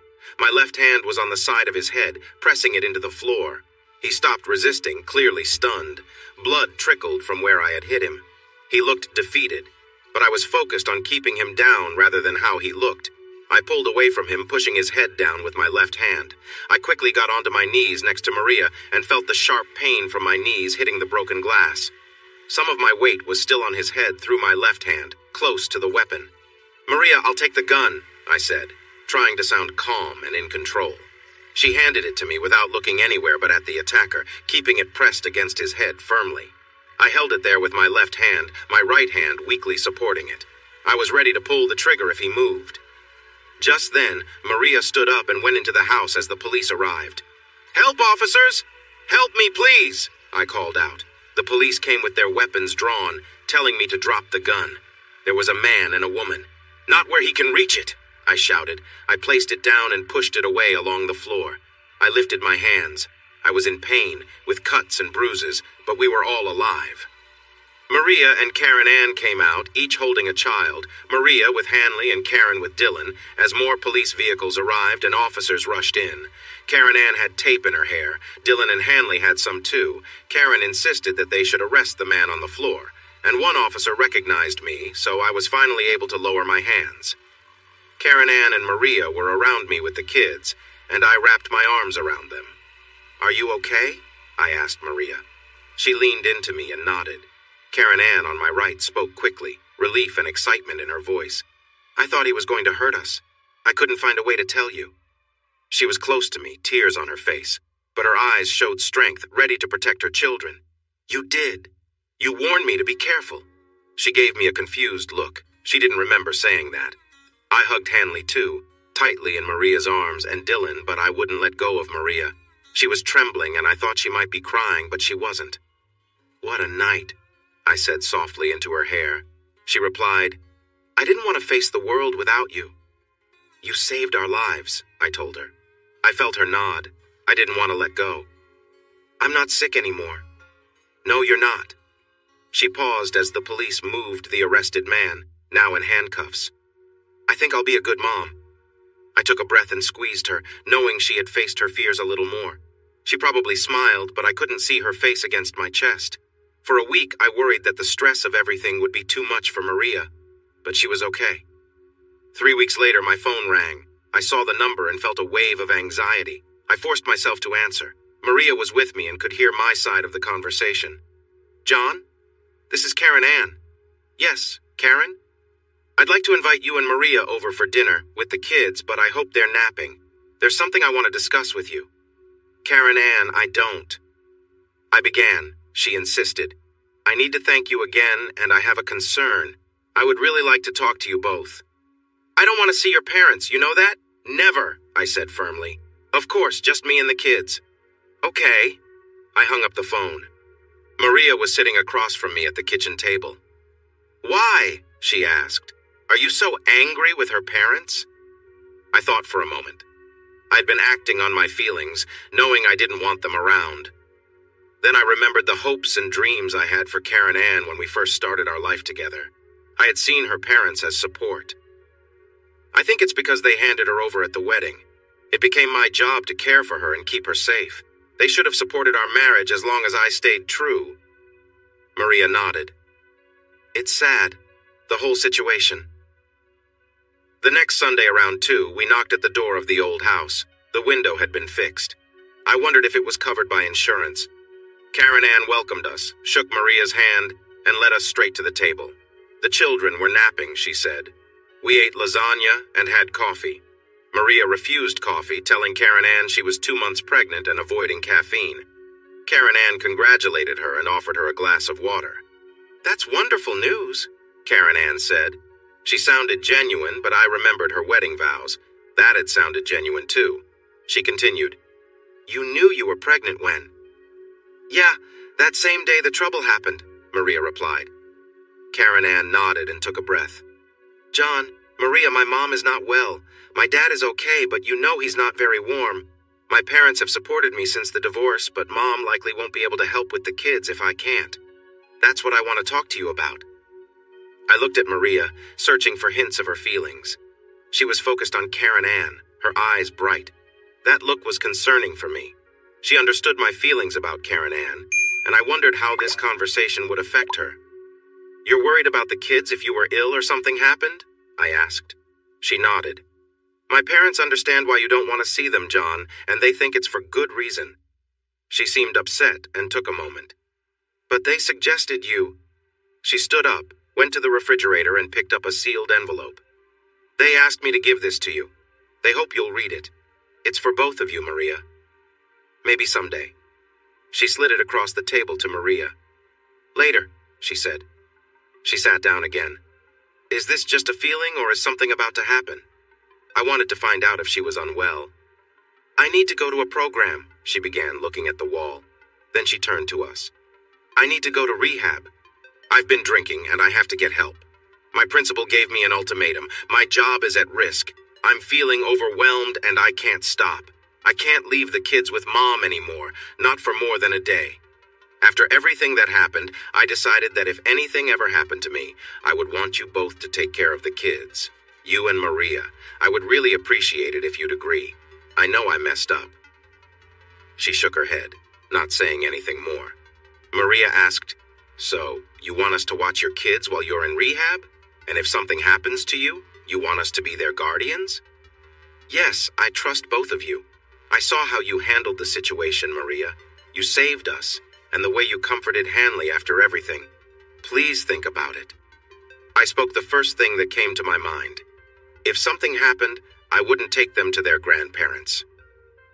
Maria looked at me, and for the first time I sensed she was disappointed. Maria asked Karen Ann, "Your parents live nearby, right?" "Yes," Karen Ann answered, "not far from here." Maria was already making plans, thinking about how to get the kids to their grandparents if I wouldn't. She knew I would still care for her no matter what she decided. Even I thought it was a good idea. I just wouldn't do it myself. I realized she wasn't worried about Karen Ann or how I cared for Hanley and Dylan. She felt secure in my love for her. I was faced with a strong partner, someone who was my equal. Taking a deep breath, Karen Ann said, "If anything ever happens to me, I'm asking you to raise the kids as you see fit. I would trust your judgment. Right now, I'm asking you to care for them for a few months while I sort my life out. My parents won't be part of this. It's my choice, and if you don't want to see them, that's okay." Maria turned to me. "They deserve a family, John. You could have a close bond with them." She understood me even better than I understood myself. That thought bothered me, but I kept a serious expression. Karen Ann spoke softly. "I have nowhere else to turn. There's no one else I can rely on. I'm not asking you to adopt them if it ever comes to that. That would be your choice. I know some good parents who could help, but I want my kids to grow up well. Not like their father. Not like me. Good. You two are my first choice, and really the only choice I have. If not you, it would just depend on luck." She looked back and forth between us as she spoke. She had changed a lot. She had struggled with her drinking, but was being honest about it. From what she shared, her dating life had almost vanished due to the responsibilities of raising 2 kids, managing the house, and working. Because of everything that happened, she had learned one important thing. She loved her kids. Maybe this would lead to more good things. I always knew I would rather play with a child than do anything else. I would never ignore a kid who needed help. Karen Ann was trying to put her life back together. It must have taken a lot of strength and a feeling of being lost to admit she made mistakes with me. She begged us for support. I had received help from 2 priests, a doctor, a lawyer, and many kind people in Cleveland. I had been thanked emotionally by a grateful husband and father, a high school student, police officers, and those in need. It might be hard. I smiled as I held Maria's hand, thinking of a teacher who taught philosophy and never wore socks. What do I deserve? I looked directly at Karen. I paused for a moment and then asked, "How long is the rehab?" "Maybe 2 months, but it depends on the situation." "Summer," she replied. She seemed a little embarrassed, but also hopeful. She knew I was thinking about her request. I could see her determination and concern only for her children. She was waiting to hear one thing. Would we agree to help or not? I said, "We will never be close, Karen Ann. You and I'm not your friend. Some things are hard to forget, and what you did will always be remembered." I thought for a moment about how to express myself. I shook my head as she nodded hers. There would always be some awkwardness between us, and maybe the kids would notice. Perhaps she would find someone else, and all this effort would fade into our past. I felt Maria's presence beside me. She believed in me. She knew me and cared for me. Byron was right. The best feeling was knowing you are loved. It would be scary not to be alive. Maybe I could be worthy of that love. I noticed hope in Karen Ann's eyes when I finished speaking. She had not heard a no. I turned to my wife. We should talk. Maria looked at me, squeezed my hand with hers, and smiled. Yes, we should. Thanks for watching this video. Don't forget to subscribe to Infidelity Plus to stay updated with more captivating tales of infidelity and payback. Turn on notifications so you're the first to see our latest content.